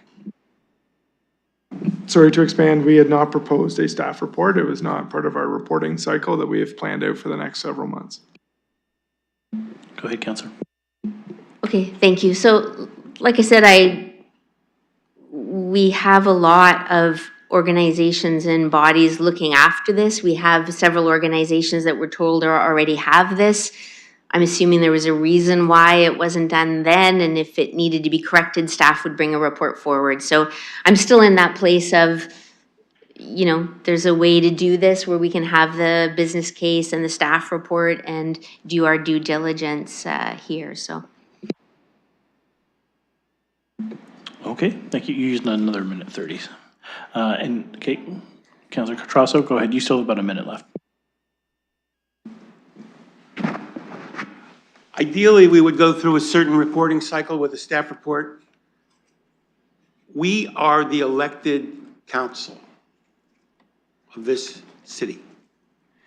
And it is our ability, it's our obligation to look after these policy matters. And I'm feeling a little bit defensive here that you got these counselors who are putting things on the table without going through staff first. Well, I don't think that's what happened here. And I think counselors come forward with their own prerogatives all the time. And I think it's okay. That's why we were elected. And that's why we have, if a counselor puts something forward, there are 14 other people on this body to say, you know, that's a bad idea. Plus staff would probably pipe in and say, it's a bad idea. I don't hear staff saying this is a bad idea. As a matter of fact, I hear staff saying this is in alignment with where we're going. Anyway, I'm done. Thank you. It's hard to cut people off when don't have the mic. Okay, so everyone has spoken. Okay, Councillor Mullen, go ahead again. Thank you. Just one final question, just as it relates to the report that we've been referencing. And I'm just wondering when staff or if staff are planning to come back to us. Sorry, should be more specific. The Indigenous-led approaches to coordinated access in London, Ontario final report, and the policy document that's also provided in this conversation. I'm just wondering if staff are coming back to us based on the municipal recommendations with a plan for those recommendations, because it feels as though we're accepting recommendation 1, but I want to know whether or not there's a plan to enact the rest of the recommendations, because a lot of them also have some costs in them. And I'm just wondering, is this the highest priority, seeing that was policy recommendation 1, I'm assuming so. But I just want to make sure from a prioritization perspective that ADLOSA also sees this from a prioritization perspective as being the number one thing for us to consider based on the fact that the others have costs as well. Go ahead, Steph. Thank you, and through you, Mr. Presiding Officer. Staff don't have a time frame on bringing a report back. There are always studies that are happening, and this is a study by one of our close community partners.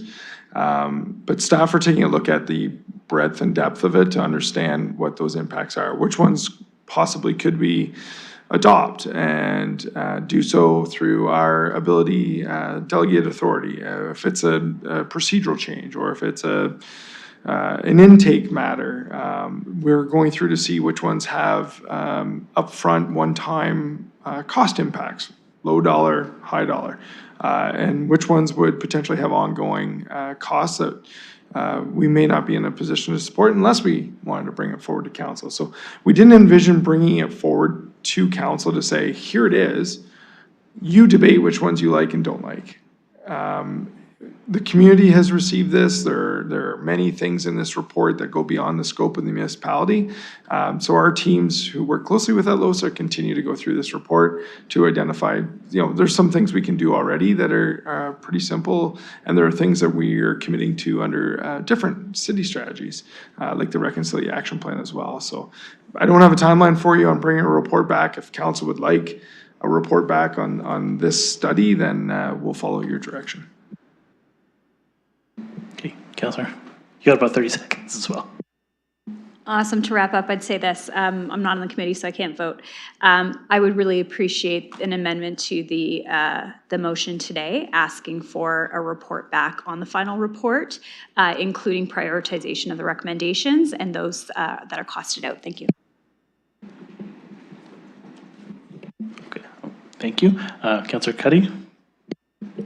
Thank you, and I'll move the motion that Councillor Robin suggested, and I'm looking for a second. Sorry, I won't be looking for a second, or you will be.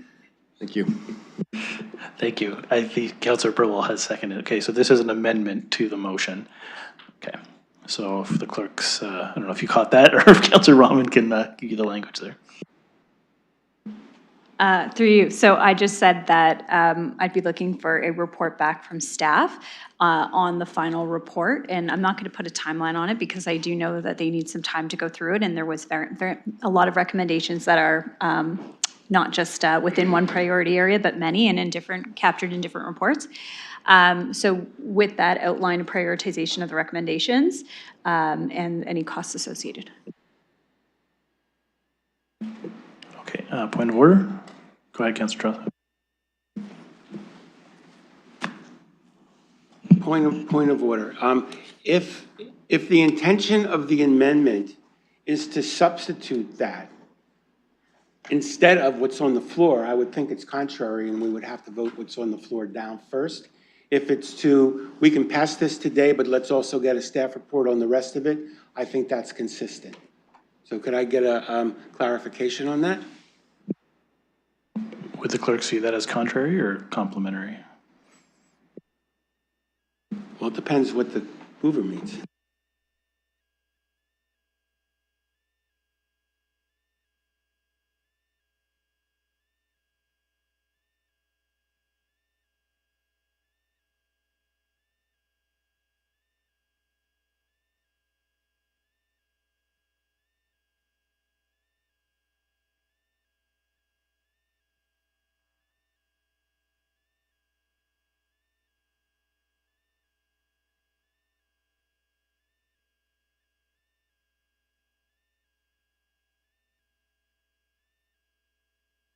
Go ahead, Councillor, you preside the clerk, so you can answer. I do want to comment, but I do believe Councillor Trotha has a point of order. So have you ruled on that yet? Well, I was looking for clarification from the clerks on the language. Thank you. Through the chair, if the intent isn't to affect the current recommendation and for it to be a direction to civic administration to bring back a report with respect to the prioritizations of the other recommendations, it's not contrary in our opinion.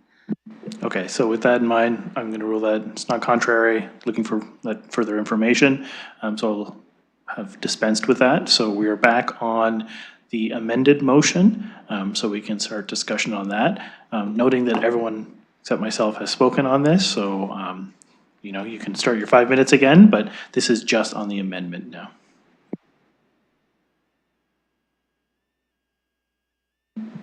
Sorry? Just waiting for the amendment there.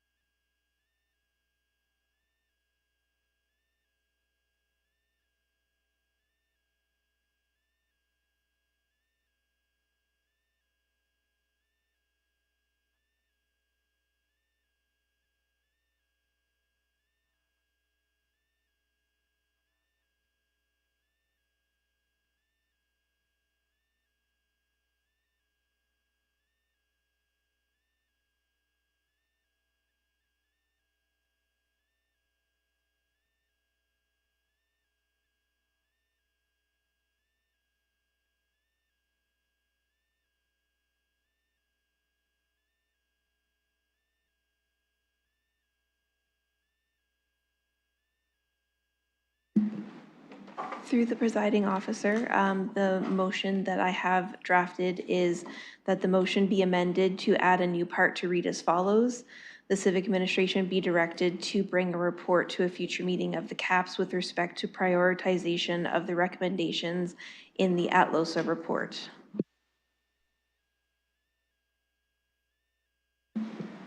Question, Councilor Trosso? Yes, could it say be further directed? Because we have a Part A, we have a Part B. If Part C is intended to be consistent with Part A, and I really hate to be doing this, but if Part C is intended to be consistent with Part A and Part B, it would be better if it said, and further. Because we would be passing Part A and Part B with Part C. Is that okay? No, thank you. I like the way it reads. Thanks. Okay, so I do also want to remind Councilor Trosso, you can amend an amendment if you do want to have it amended again. You can only go down 2 levels, though. I think I'm just going to vote against the amendment because I think with what I just heard, which I think would have clarified it in a way that is consistent with the intention of what's been put forward and what we've been discussing for the last, hour now? I think I'm just going to vote no on the amendment. Certainly, we've got a ruling and it's not contrary, so A would still be enacted, but I just don't understand why we just can't try to be more cooperative here. And it really speaks to why we have such a problem of trust. Okay, sorry, Mr. Dickens, do you want to say something? Or? Okay, go ahead.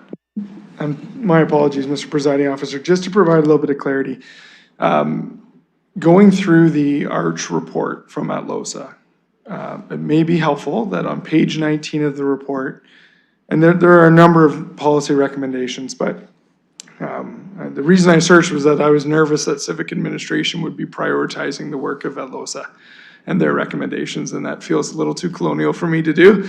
But in page 19 of their report, the number 1 action step under the financial resources piece is for ATLOSA to prepare a business case to support the implementation of all the policy recommendations outlined in this report, and to work with the City of London's Housing Stability Services team to bring this report and business plan to London City Council for approval and endorsement. And we are following the lead of ATLOSA on the timing of that. I don't have a just checking now, we don't have a timeline of when they will be in a spot to do that or do that engagement, but that is already in their ARCH study, and perhaps we just, instead of directing staff to bring back a report, it's maybe just, there's wording here where if we follow what's in that plan, we would work with LOSA to have them produce a business case, and we can present that back on their behalf. Okay, thank you for that clarity, Mr. Dickens. I was viewing that as part of, as a question from Councillor Trossau. So we are on the speakers list now for the amendment. Councillor Ferrer, you have your hand up, go ahead. Thank you. Okay, for the amendment, would this amendment, and I know I kind of chatted with the clerks a little bit on the side, but just to say it on the record, would this preclude any funding towards LOSA for the Part A of the motion? Would it, sorry, would it not allow that? Would we be waiting for this report to come back? In which case I would see it as contrary, so I just wanted to go to the clerks with that, if you can. Through the chair, if the intent of the motion is to not affect the approval of parts A and B, then it's not contrary. If the intent is to affect that, then it is contrary. Okay, thank you. And then with the reading of the motion, the intent where it would, I guess, stop the funding towards LOSA, I don't see that here.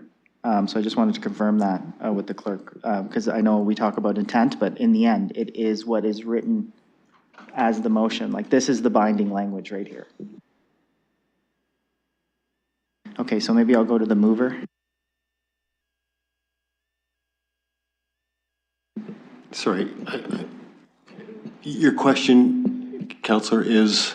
My question is the intent of the motion something that would hold off funding towards LOSA for these portable benefits until we get this report back to CPSC? Or is the intent not to do that and bring back this report at a future meeting of the CPSC while also administering these funds to LOSA? Thank you, that's what I thought. So the intent, through you, presiding officer, the intent is for everything to be on hold until the report comes back. Okay, so that is contrary. So I would, what do I do on that? So Chair. Sorry, it's hard to do things from the distance here. Okay, so my understanding from what the clerks had told me that it wasn't contrary, but with that point of clarification from the mover, that is to hold everything up. I've already ruled on that because I got differing information, but I would rule that as contrary based on that new information. I don't know if I can go back on that, but.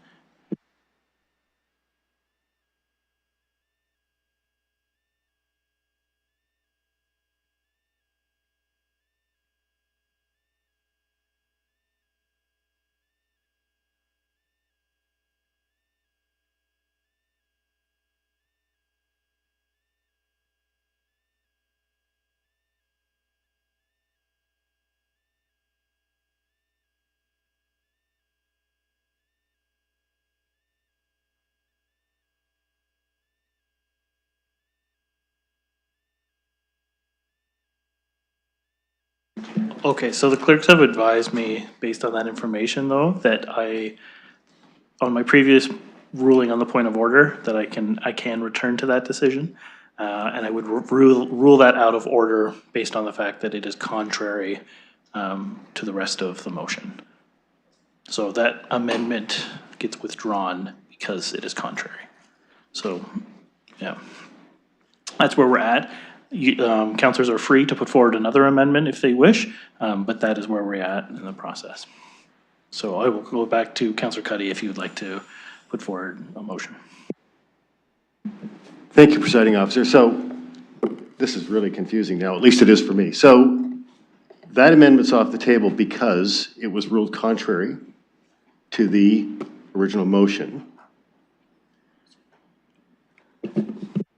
I'm sorry, I just want to clarify what the clerk said. So the reason why it's ruled contrary is because the answer you provided essentially holds up the rest of the motion because you're putting forward something that prevents the earlier part of the motion from being executed on.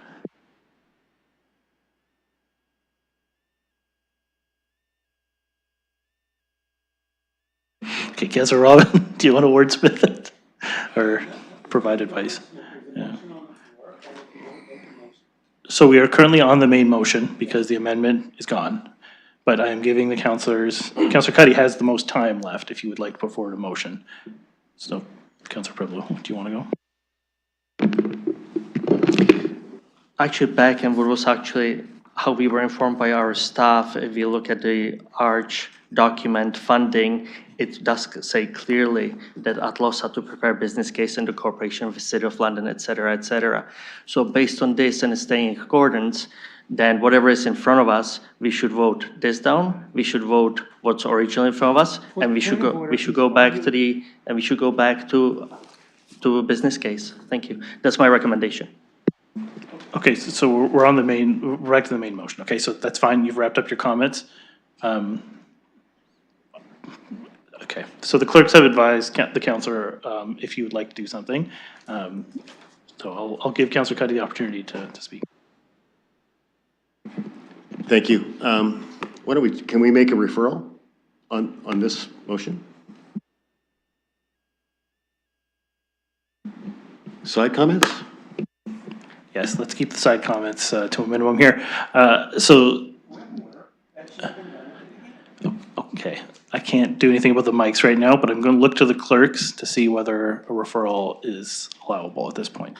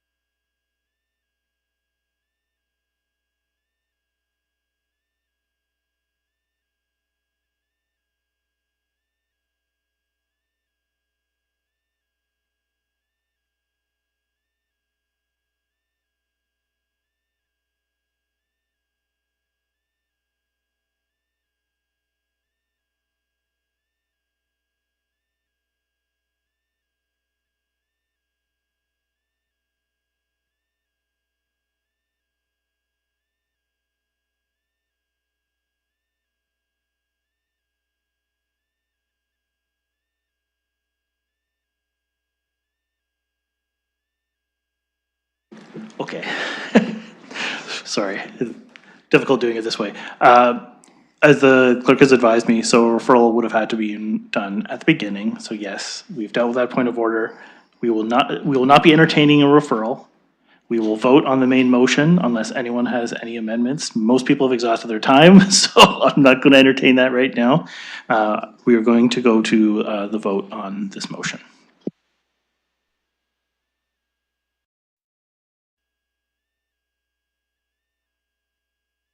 Okay, sorry, who had their hand up? I didn't, I saw a hand. Okay, we're voting now, yes.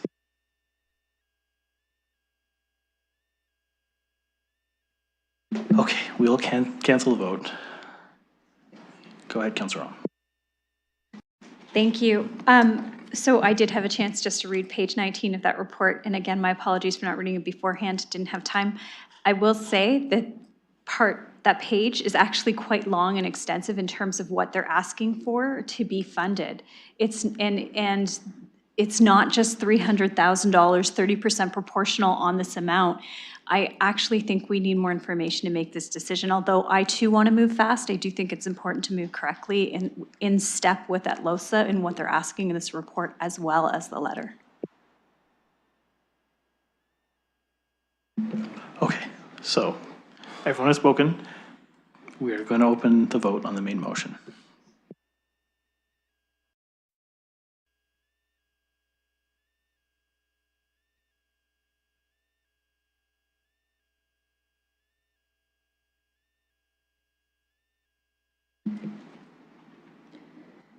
Closing the vote, the motion carries 4-1. Okay, I now hand the chair back to Councilor Ferrer. Thank you, presiding officer. I'm going to first move for a 5-minute bio break. If someone can move that, sorry. Moved by Councilor McAllister, I'll second that. Let's call the question. All those in favor? All those opposed? It was a bio break. Just for 5 minutes. All those in favor? Okay, all those opposed? Okay, that motion carries.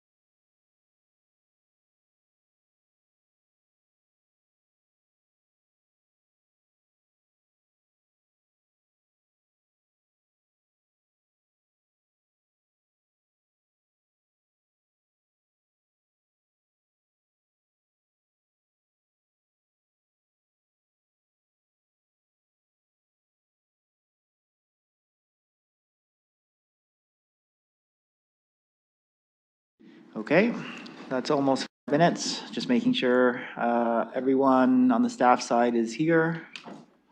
Okay, I will call this meeting back to order. So, next item is item 4.2. It's a communication request for update on 2021 Reaching Home from Councillor S. Stevenson. And we also have a delegation request, so I will look to committee for a motion for the delegation. Moved by Councillor Pribble, seconded by Councillor Cuddy. And we'll take a vote on that. It'll be up on e-scribe.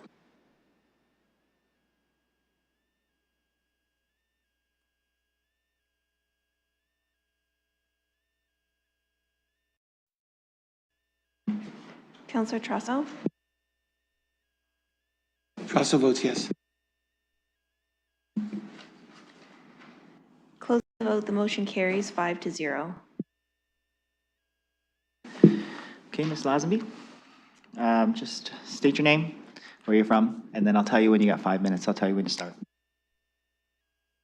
Do you have to do a thing? Oh, no, you hear me. Okay, I can hear myself now.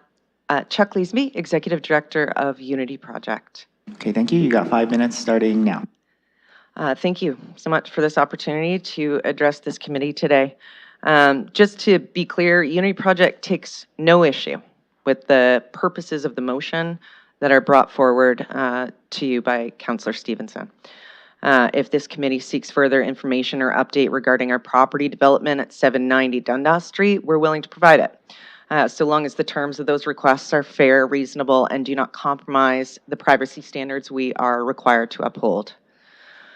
What we do take issue with is in the manner in which this motion comes to the floor and through Councillor Stevenson's social media, and in a way that misrepresents both our actions and our intentions. This approach is disingenuous and it threatens to damage our character. And unfortunately, it is not the first instance that Unity Project or other homeless serving agencies have had to contend with that. As referenced in my communication to each of you last May, this pattern of behavior from Councillor Stevenson using the public sphere to circulate misleading narratives has the effect of undermining the community credibility and trust that Unity Project, pardon me. I have a point of order here from a visiting member. Thank you. My point of order is this is not on the agenda. Like this is all of a sudden becoming about me and personal attacks about me, that this isn't the place for that. This is about the motion that was indicated there was no issue with the motion. Thank you, Councillor. I believe the representative from Unity is speaking in regards to the motion and to the communication, and I believe that they were speaking about points of contact and past conversation, so I do see that as relevant, so apologies. It's relevant to the motion at hand? That she started out saying that she has no issue with the motion at hand. So how is that relevant? Pardon me, if I could just clarify. I don't know if I'm allowed to do that, so I don't need to overstep. That I said I take no issue with the purposes of the motion, but have some issues with the context of the motion. Thank you. So my ruling is I do see what Unity is speaking to as relevant to both your communication and the motion, Councillor. I'll continue. This has the effect of undermining the community credibility and trust that Unity Project has earned over more than 2 decades of doing very challenging and vital work in our city. Our reputation is not a luxury. It is essential to the services we provide. We receive 65% of our operational funding through provincial dollars administered through the City of London. The remaining 35% we raise through the trust and generosity of our supporters. That trust is built in large part on our commitment to integrity, accountability, and transparency. So when a city councillor demands transparency and accountability through a motion, when it has never been withheld in the first instance, the insinuation is that we lack that integrity, accountability, and transparency.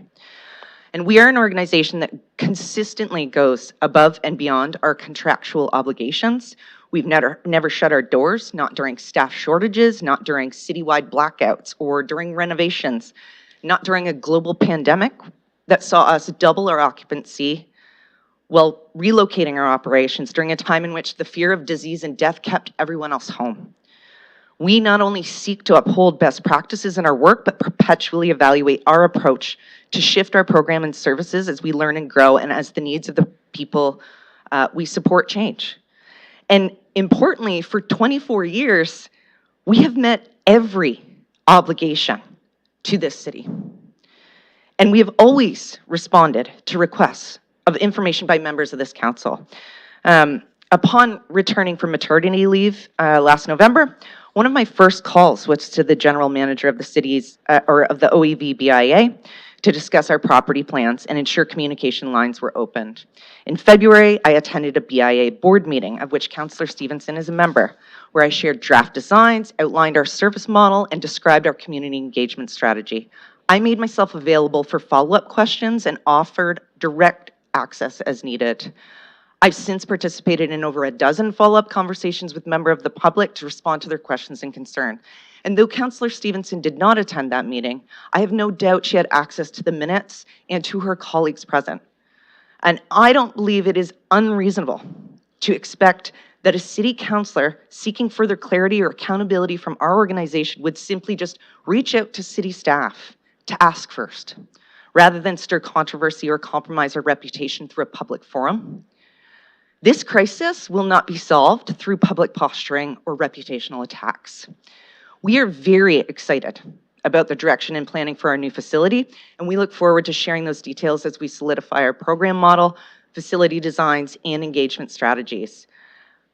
We do not wish for this on-the-spot manner of addressing your concerns or questions to be considered a fair and reasonable process for which organizations are expected to participate in.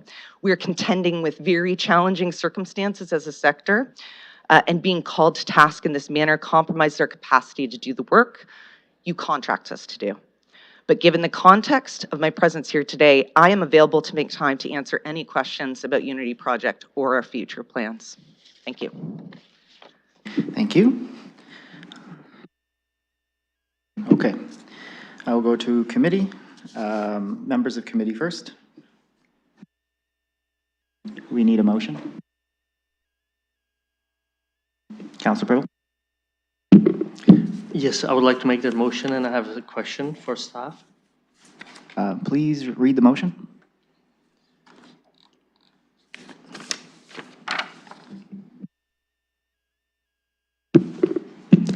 That the Civic Administration be directed to prepare an update for August 11th, 2025 meeting of the Community and Protective Services Committee regarding the status of the 2021 Reaching Home capital projects, including the status of associated operational commitments and funding.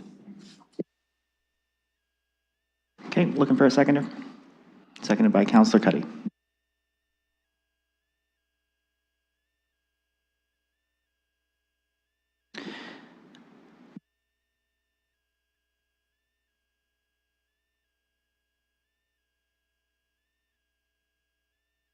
Okay. All right, looking for a speakers list. Councilor Cuddy. Thank you, Chair. Is it appropriate if I address the presenter for a moment? If the presenter is okay. Okay. And are you asking, sorry, Councilor? Actually, I'm going to make a comment. Ms. Lazarby, Just through the chair. Thank you Are very you much. have any questions or just comments? Just a comment. Is that appropriate? As long as. I'll be very brief. Okay. I owned a commercial bakery many years ago when my children were very young. And at the end of the week, I used to bring bread to Unity Project. And I want to tell you, it was the most gratifying thing I've ever done for myself and my children. They remember it to this day in their 30s. And your staff, highly, highly respectable. And I appreciate everything you do, and I appreciate everything your staff do. I want to thank you for coming today, and I want to thank you for speaking to us. Thank you. Thank you, Councilor. Councilor Purple. Thank you, and thank you as well for Unity Project for everything you do for our community. I do have two questions for our staff, and the first one is, there's an agreement currently in place with Unity Project. I know there are two other ones, but certainly right now we have delegation from Unity Project. Is there an agreement in place? Sorry, I know there's an agreement in place. Any indication that this organization or any other one would not be acting according to the agreement signed in place? Thank you, Counselor. Mr. Dickens. Through you, Chair, not at all. No concerns. Thank you. Counselor. Thank you for the quick, straight answer. And if we were to go, and again, I do think that we have these organizations who we have signed an agreement, and both sides, they have to act accordingly. My question is, if we have such agreements in future, and if they are kind of a long-term, the 5, 10 years, et cetera, do we have something in place that council would get updated on these projects? And when I say because it's a 10-year, I don't know, honestly, my expectation is not a 20, 30-page document. But is there something in place that we would be getting an update on these projects? Thank you. Mr. Dickens. Thank you, and through you, Chair, in future contracts, we could be possibly reporting back, absolutely. This one-time funding from 2021 was COVID relief dollars that were made available by the federal government and approved by the previous council. There was no expectation or referral for staff to report back when the previous council approved this one-time funding. We do our reporting annually to the federal government just through their requirement, but there was, at that time, there was no requirement to bring forward an annual update to council or anything like that. Thank you. Counselor. Thank you very much. So as Ms. Lesenby, when she mentioned that actually she has updated and through their BIA, so there is accessible documents to have the actually update, so we can, if we are curious or interested, we can certainly research that. As in this motion, there are other organizations mentioned there. Do you know, are you aware of such that if we wanted to find out any updates, that there would be sources like Unity Project, BIA, to find out these updates? Thank you. Mr. Dickens. Through you, Chair, we can get, it's not a problem getting the updates. The Unity Project funding was solely for land acquisition. And that's been completed by the agency. So the update will be that they've fulfilled the requirements of the funding and contributed towards the purchase of land, which was the sole purpose of that funding. So that I can give you the update today. The other piece on London Cares, as is referenced here, 602 Queens Ave, was the supportive number of renovations at the 602 location using one-time capital funding that had been essentially to support the administrative team to stay at that office or at that location. Again, that work has been completed and we are compliant with the federal government. There's not a whole lot more I'm going to be able to put into a staff report, but certainly we'll work with our community partners to make sure we have the update information. Thank you, Counselor. Thank you very much. No more questions. Thank you, Counselor. Members? Councilor McAllister. Thank you, and through the chair. I mean, as was referenced kind of in the comments, what I find troubling with requests such as this, and I think the speaker highlighted it, is the public perception does matter in cases such as this. I've personally never had a problem in terms of the agencies that operate in my area, having conversations with them. I found city staff very accommodating in terms of meeting with them if we want to discuss, contracts, where we're at. I can understand some of my colleagues might disagree that they want to have these things out in more of a public fashion, but I don't personally think that there's anything untoward. But I do think, as was said, that the perception matters. And what I find troubling is it damages public trust when you essentially come forward and say, I think there's something fishy going on with this agency. Maybe not in those exact words, but I do think we have to be mindful as elected officials that our position has power associated with it in terms of those words and what's said. So I think some of these things, I have personally taken upon myself to relationship build, to speak with agencies, to try to have these conversations, amongst the community with members impacted. But I can understand where agencies are coming from when these sort of things come forward. There's not necessarily something wrong with an update, but the way in which we approach that is very important and can be damaging to a reputation, which to any organization that does fundraising can be extremely detrimental. So I'd just like to remind colleagues that at the end of the day, I mean, we all want to address homelessness, but if we go after the agencies that are doing this work and raise suspicions without any sort of evidence, it can be very damaging. And so I think that that's a caution that we should all take to heart, and when we're putting forward motions, we should keep that in mind. So I just wanted to put that out there. I personally don't need this update. I'm satisfied in terms of what I've already had presented to me, and in my conversations, I'm satisfied with the information provided, so I won't be supporting this. Thank you, Councillor. I have myself next on the list, Councillor Trusso. So I guess I'll just do it from the chair spot. I gotta completely agree with Councillor McAllister. It's all about the way we engage organizations that help us in this work and the trust that we build and how we foster that. And I have concerns from the past, from how we have been handling our relationship with organizations, and I have a lot of concern with if we continue down this path, we're not going to have any organizations left that are going to want to help us.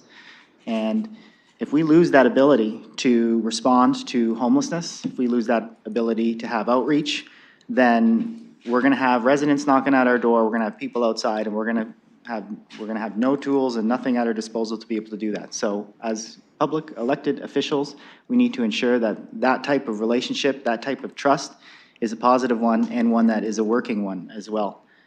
This meeting seems to be discussing trust again and again and again. And I've seen, this item come through and this be discussed, but when it comes to how we build that trust, there's many levels on how we do that. And it's the way we engage, again, going to Councillor McAllister's very well put point there.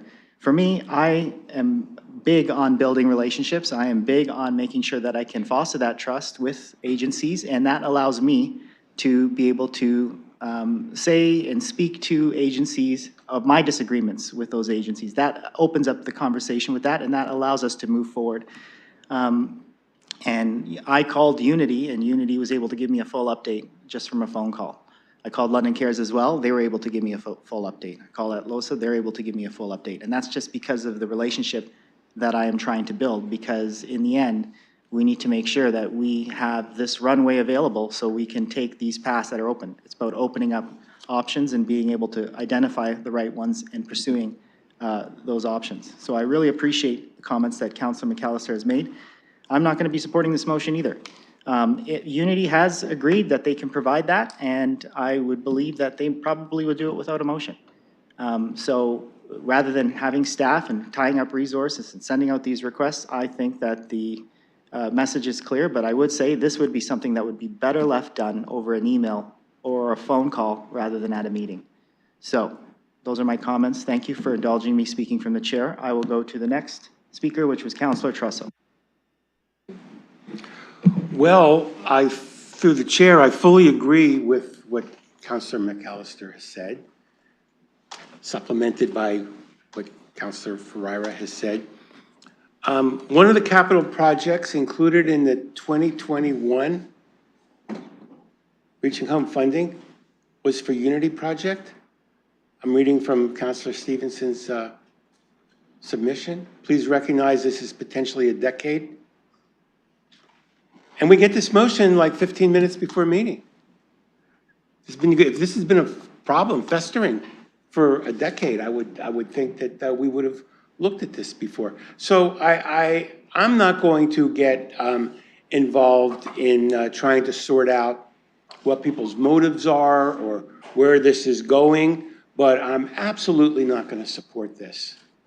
And I just really wish we would show more empathy for our frontline workers who are putting themselves out every day, often at great peril to themselves, And I just think we need to be treating our partners with more trust and respect.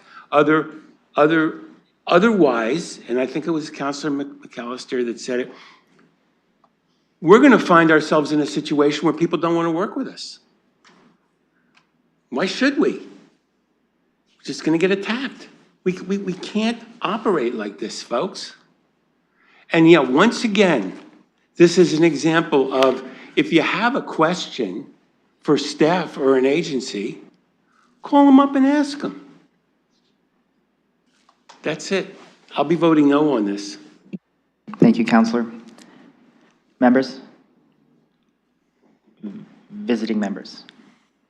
Go ahead, Counselor.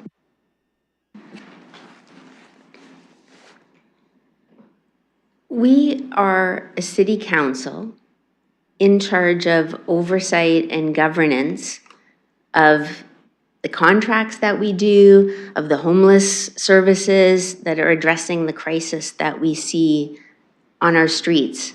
I have not suggested anything untoward. I have not made any allegations about any agency or anything negative. So it's interesting to hear the response to the request for an update.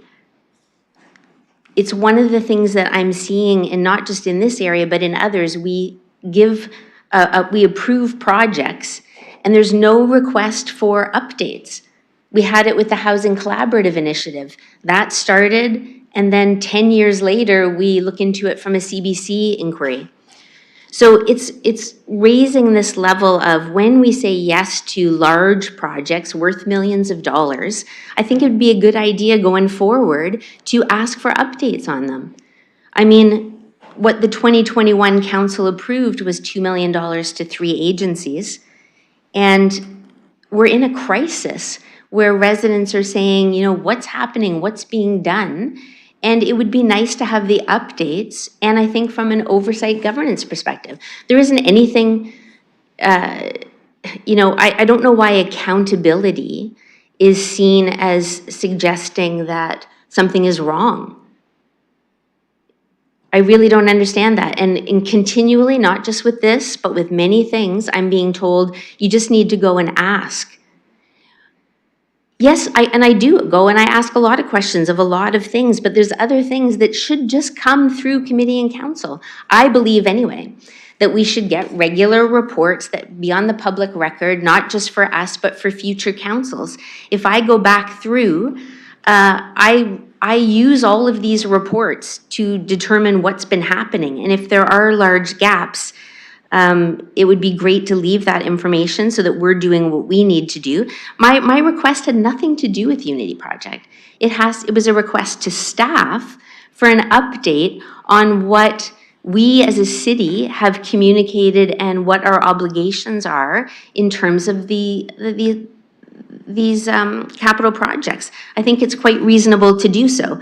So I believe through inquiry and asking, I've determined that the Atlosa $1 million actually was put through the $5 million 2022-2023 winter response. So it went to the part of that 2-year shelter contract. May I confirm that through the chair to staff? Sorry, Counselor, can you say that last question again? The Atlosa $1 million, I believe through inquiry, I've confirmed that that money went through delegated status and into the $5 million 2022-2023 winter response contract. So that actually isn't going to be a capital project anymore, is that correct? Before I ask that, is that within scope of the motion? I believe it is not.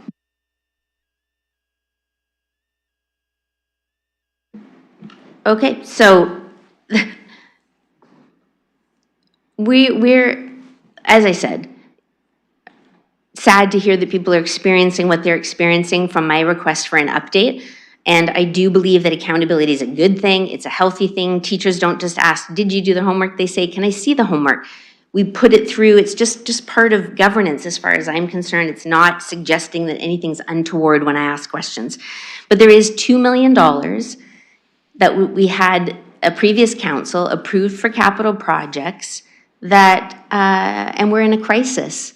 So knowing what the options are, knowing what's happening, knowing if we have commitments for operational funding for any of these projects is something that I was interested in.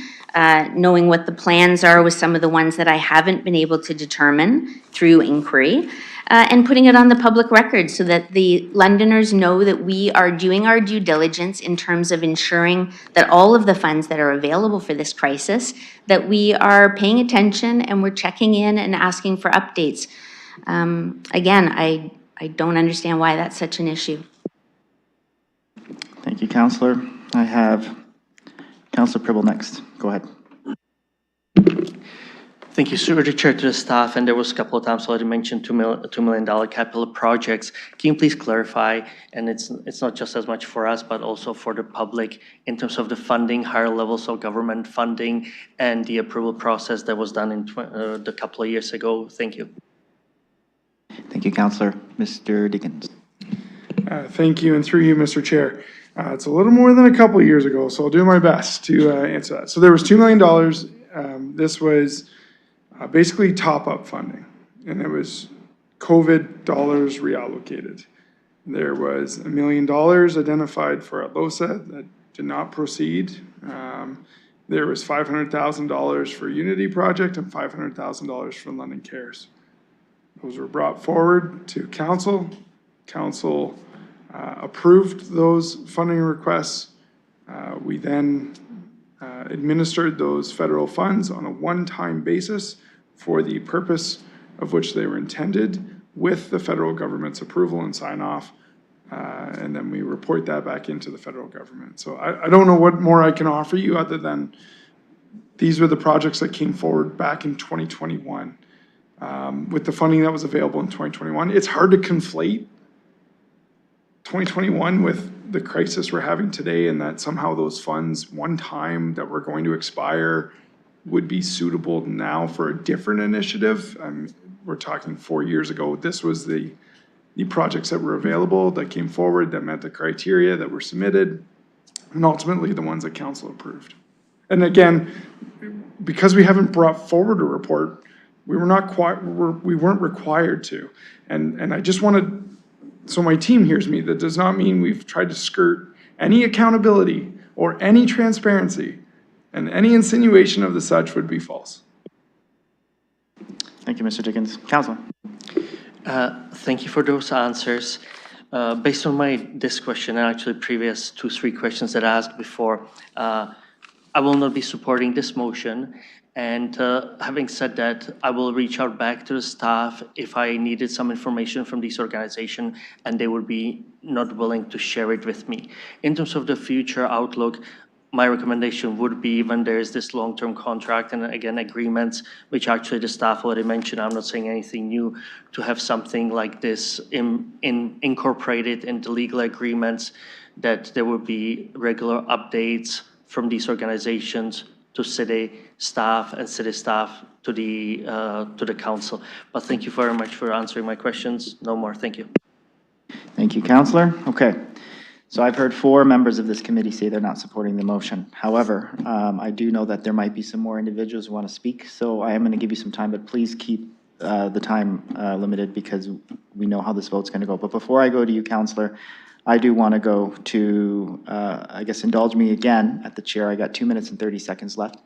So I do hear, the words about transparency, accountability, and homework, and being in charge of oversight as a elected representative, and just being prepared. So I just wanted to go to the delegate. If the committee will indulge me, and just let me ask this question to the delegate.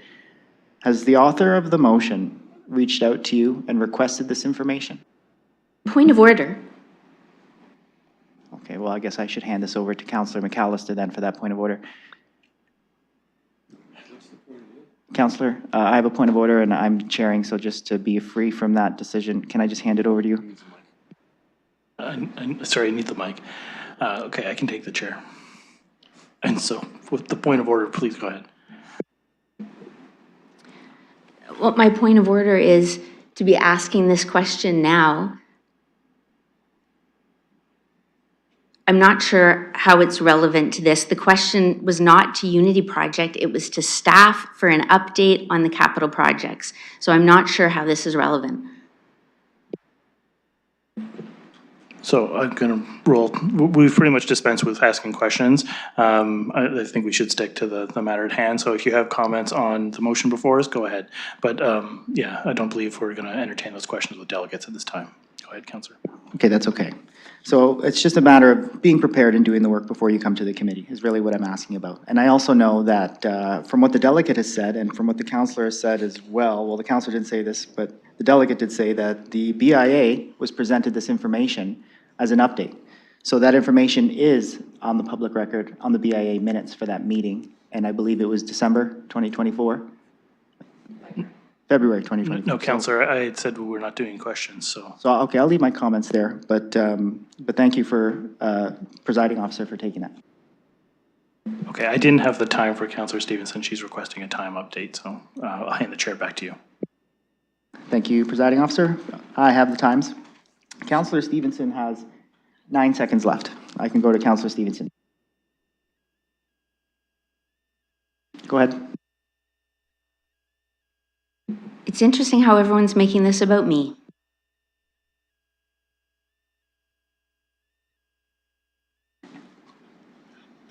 Councillor, that's it?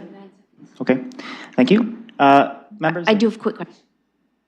Update on Atlosa. Okay, that councillor has asked for an update on Atlosa for the agreement for the 2021 report that you submitted, I believe. So it would be the 5-year agreement for $1 million with Atlosa. I'll go to Craig, or Mr. Cooper. Yeah, thank you, and through you, Mr. Chair.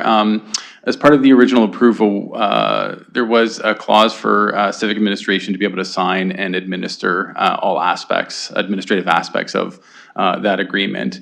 Atlosa was unable to secure land during that agreement, and as such, the agreement did not move forward. That money was reallocated within year, as noted previously. I don't have all the details of the reallocation, but that money was reallocated and approved by our federal counterparts. Thank you. Okay, members who might have some speaking time or visiting members.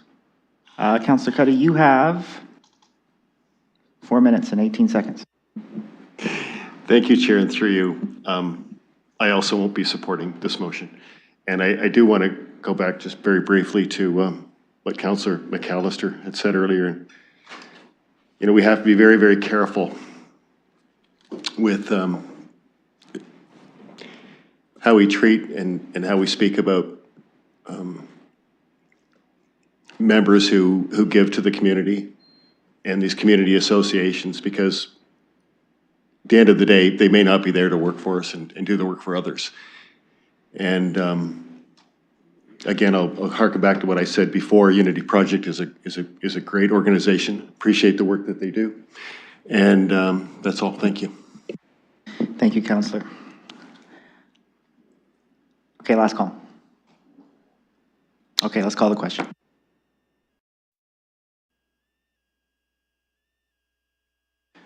I'll go to the clerk to read out the vote, if you...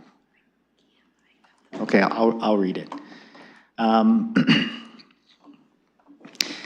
That the Civic Administration be directed to prepare an update for the August 11th, 2025 meeting of the Community and Protective Services Committee regarding the status of the 3 2021 Reaching Home capital projects, including the status of associated operational commitments and funding. It being noted that communications from Councillor S. Stevenson dated June 1st, 2025 and June 5th, 2025 with respect to this matter were received.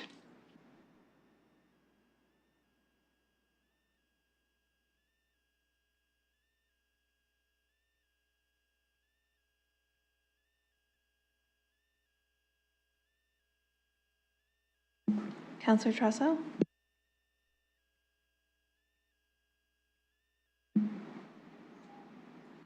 Closing the vote, the motion fails 0-5. Okay, thank you. So next item, that was an item that we pulled from consent, I believe. Item 2.9, okay, update updated highly supportive housing plan cost breakdown schedule. And I will look to the member who pulled that motion. Councilor Purple? And I would like to make a motion, if I can read it now. It was circulated before, but if I can read it now. That the staff report dated June 9th, 2025, with respect to the updated highly supportive housing plan cost breakdown schedule be referred to the July 14th, 2025 meeting of the Community and Protective Services Committee in order to provide cost breakdowns or draft operational budgets for the approved highly supportive housing funding amounts $1,335,131 for 24 and 25, $1,372,449 for 2025 and 2026.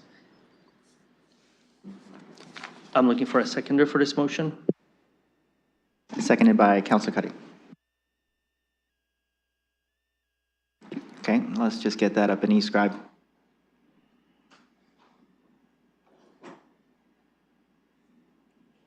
Okay, there it is. All right, looking for a speakers list. Members first. Councilor Purple, please go ahead. Thank you, Sir Chair. To the staff, I do have one question. And when we did the during the report scheduled to, it was in February 6, 2024. There was the list of the agencies, and we allocated the funds. And one of them was London Cares, Homeless Response Services, Resting Spaces, 15 beds, or housing supports. And beside, this wasn't just the one organizations, we have many other ones, and there were 4 areas in terms of the budgeting, staff and benefits, participant expenses, operating expenses, and other costs. First, the comment. I actually was really happy to see that actually the initiative that London Cares introduced for the resting spaces, actually, I believe that we are as a community better off. I believe that what's currently in place is better. My question now for this, what I consider better, these 4 lines, would it be able to, so we have everything in accordance the way we did it in February, these 4 lines, would we be able to receive an update as this project was replaced? It's the same organization, but it's a different project. Thank you. Thank you, Councilor. Mr. Dickens. Thank you, Chair, and through you. Yes, we will report back on the funding that the municipality has contributed to that project. It might take us a little bit of work with the operator, as they have multiple sources of funding that go into their operating budget, to make sure that we can pull out of our municipal funding how much municipal funding goes into staff, how much goes into participant, how much goes into operating versus their global operating budget, because they have multiple sources of funding available to them. So we'll work with them if committee so desires, and bring back a report that shows the breakdown as it relates to our contribution. Thank you. Councilor. Thank you for that. I do appreciate that. Now, as I said, and I did hear that it will take some time, but as I said, I'm looking only for these 4 figures. Is the July 14th reasonable time? Because again, it's an ongoing thing, so it's not like someone is waiting for these funds to flow through. So is the July 14th reasonable, or would it be the following month easier, better? Because again, I don't think that 1 month will make any difference in terms of the influencing people's lives. Thank you. Mr. Dickens. Through you, Chair. Okay, so having just received this motion, it's not about the 4 lines. The 4 lines, absolutely, we can report back on those 4 lines. It's not a problem. It's that we are one of the funders for the House of Hope, and they do not structure their budget just solely on, they don't have 4 separate operating budgets for 4 separate funding sources. So what we will do is, instead of bringing back their operating budget that shows sources of funding from everybody else, we will work with them to say, we need to tease out the exact amount or allocation of where our funds are going related to those 4 lines. Because when you look at staff and benefits, we will show you what portion ours is compared to their overall staff and benefits, as would another funding source. So to have it back July 14th is a report to you by the end of the month. I have not conferred with my team to see, but we will get it back to you as soon as we can. I'm not sure if it'll be the next cycle. Thank you. Counselor? Thank you. I'll pass to my colleagues for now. Counselor McAllister? Thank you, through the chair. Appreciate the answer Mr. Dickens just gave, and I mean, it has also been my experience, you know, when I've talked with agencies with budgets.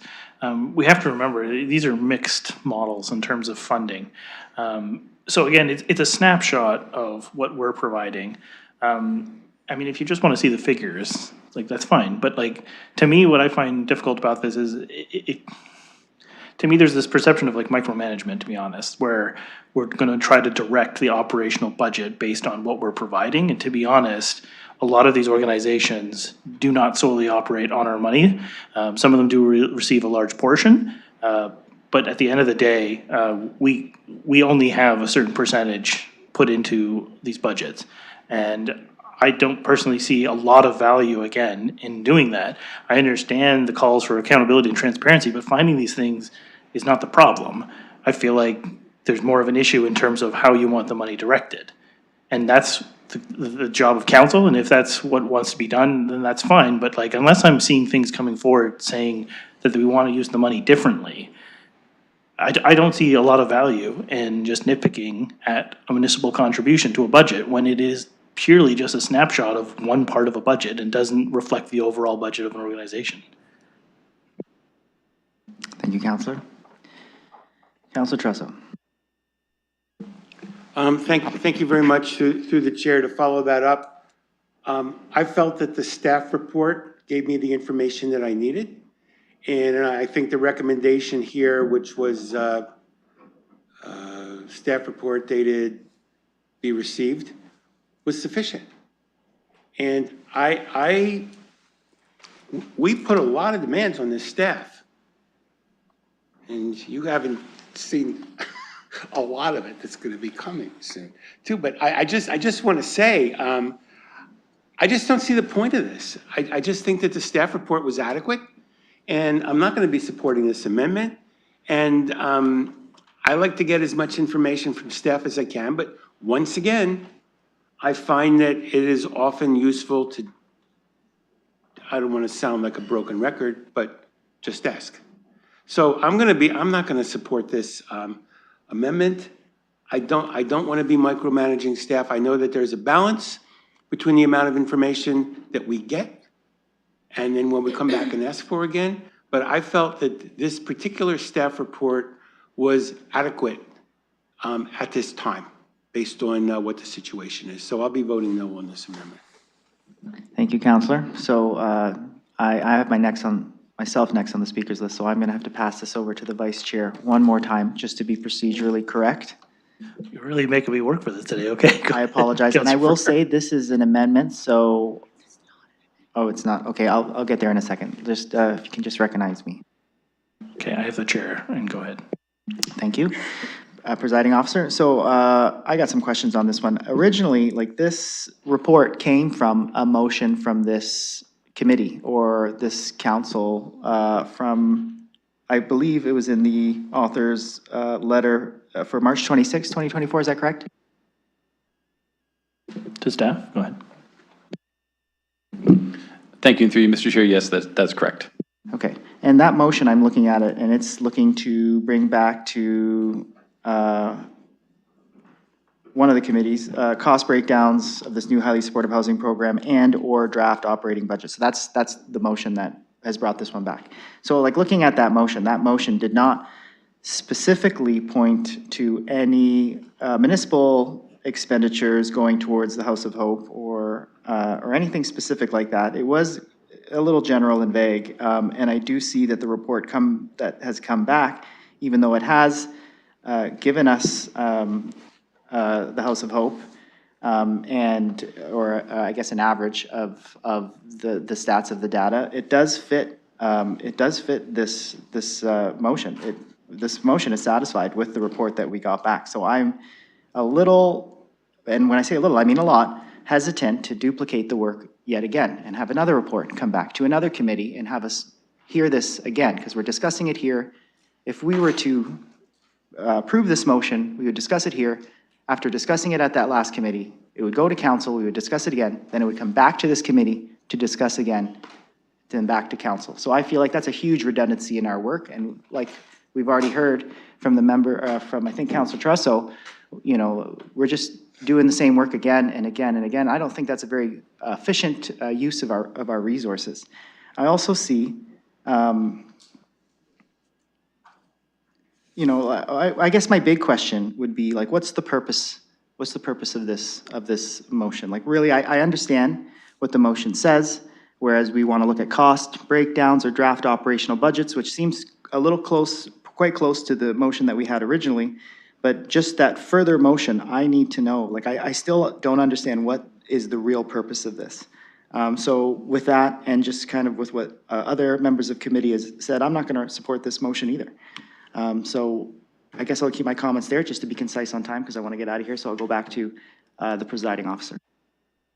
Okay, thank you, Councillor. You've used 2:30 of your time, and I'll hand the chair back to you. That's right. Thank you. All right. Members of committee? Visiting members? We are, but we have to give the visiting member time to speak. She's got 5 minutes, I believe. She does. Okay, go ahead, Councillor. Thank you. I'm listening to my colleagues make up reasons as to why I'm asking for this and asking why I'm asking this.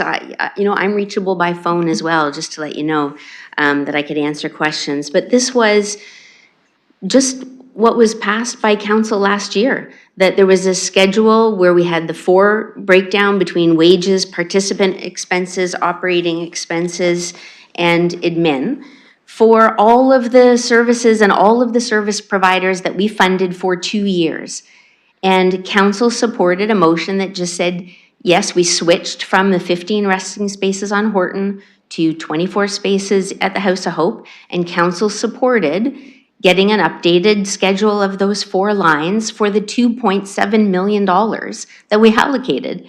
And so, look, I leave this in the hands of committee and council. If we're going to tell the public that we don't need any details on 2.7 million, then that's fine. I was just following up on a council-approved motion.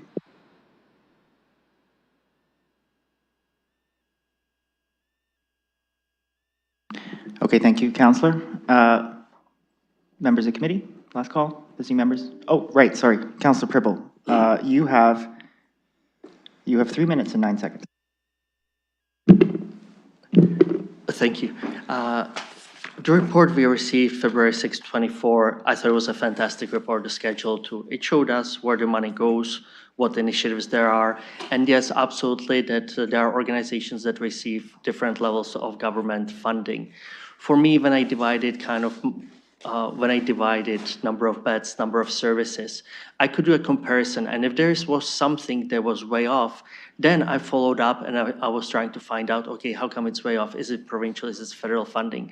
So I think that if the councillor wants to do this kind of a comparison, comparative analysis, return on investment kind of, if we can consider it that way in the business world, we use this, then the councillor can. And this was really, truly very helpful. And the schedule too, which we received in 24, it was absolutely fantastic. There was one, and now I'm looking for future councillors that right now, if they go back to it, because if someone was to ask me who is going to be a future councillor, how did this come about? There's this one page that staff did a great job on, but then there's this one, London Cares, that actually this project did not even happen. It was something else. And actually, I truly, as I said some minutes ago, I actually am happy that it was replaced by this, because I really think our community, we are getting much more than what was originally stated. So the purpose of this, that the Schedule 2 is not accurate, and I think for future, it should be updated. And point 2, as I said again a few minutes ago, for me, we are not influencing, it's not a burning issue in terms of people are not waiting for funding, it's already in place. So for me, if it's July, August, September, that doesn't make a difference for me. But would I like this updated to have accurate information? Absolutely. So that's the purpose to have this updated. So Chair, if you want to change the deadline, if you want to leave it open, I will leave it up to you. But I truly believe that there are 2 purposes why this should be updated. Thank you. Thank you. Anybody?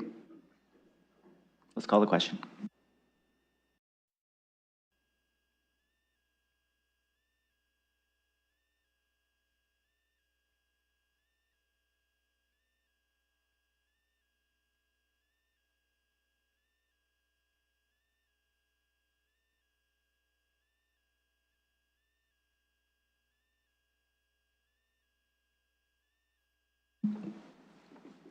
Closing the vote, the motion fails 2-3. Okay, we still have a staff recommendation for this report. Moved by Counselor Trusso, seconder? I'll second that. Okay, looking for a speakers list.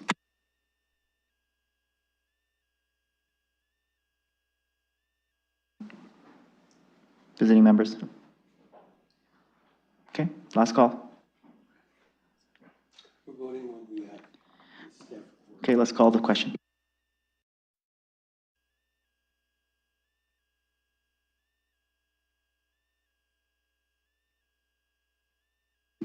Counselor Purple and Trusso?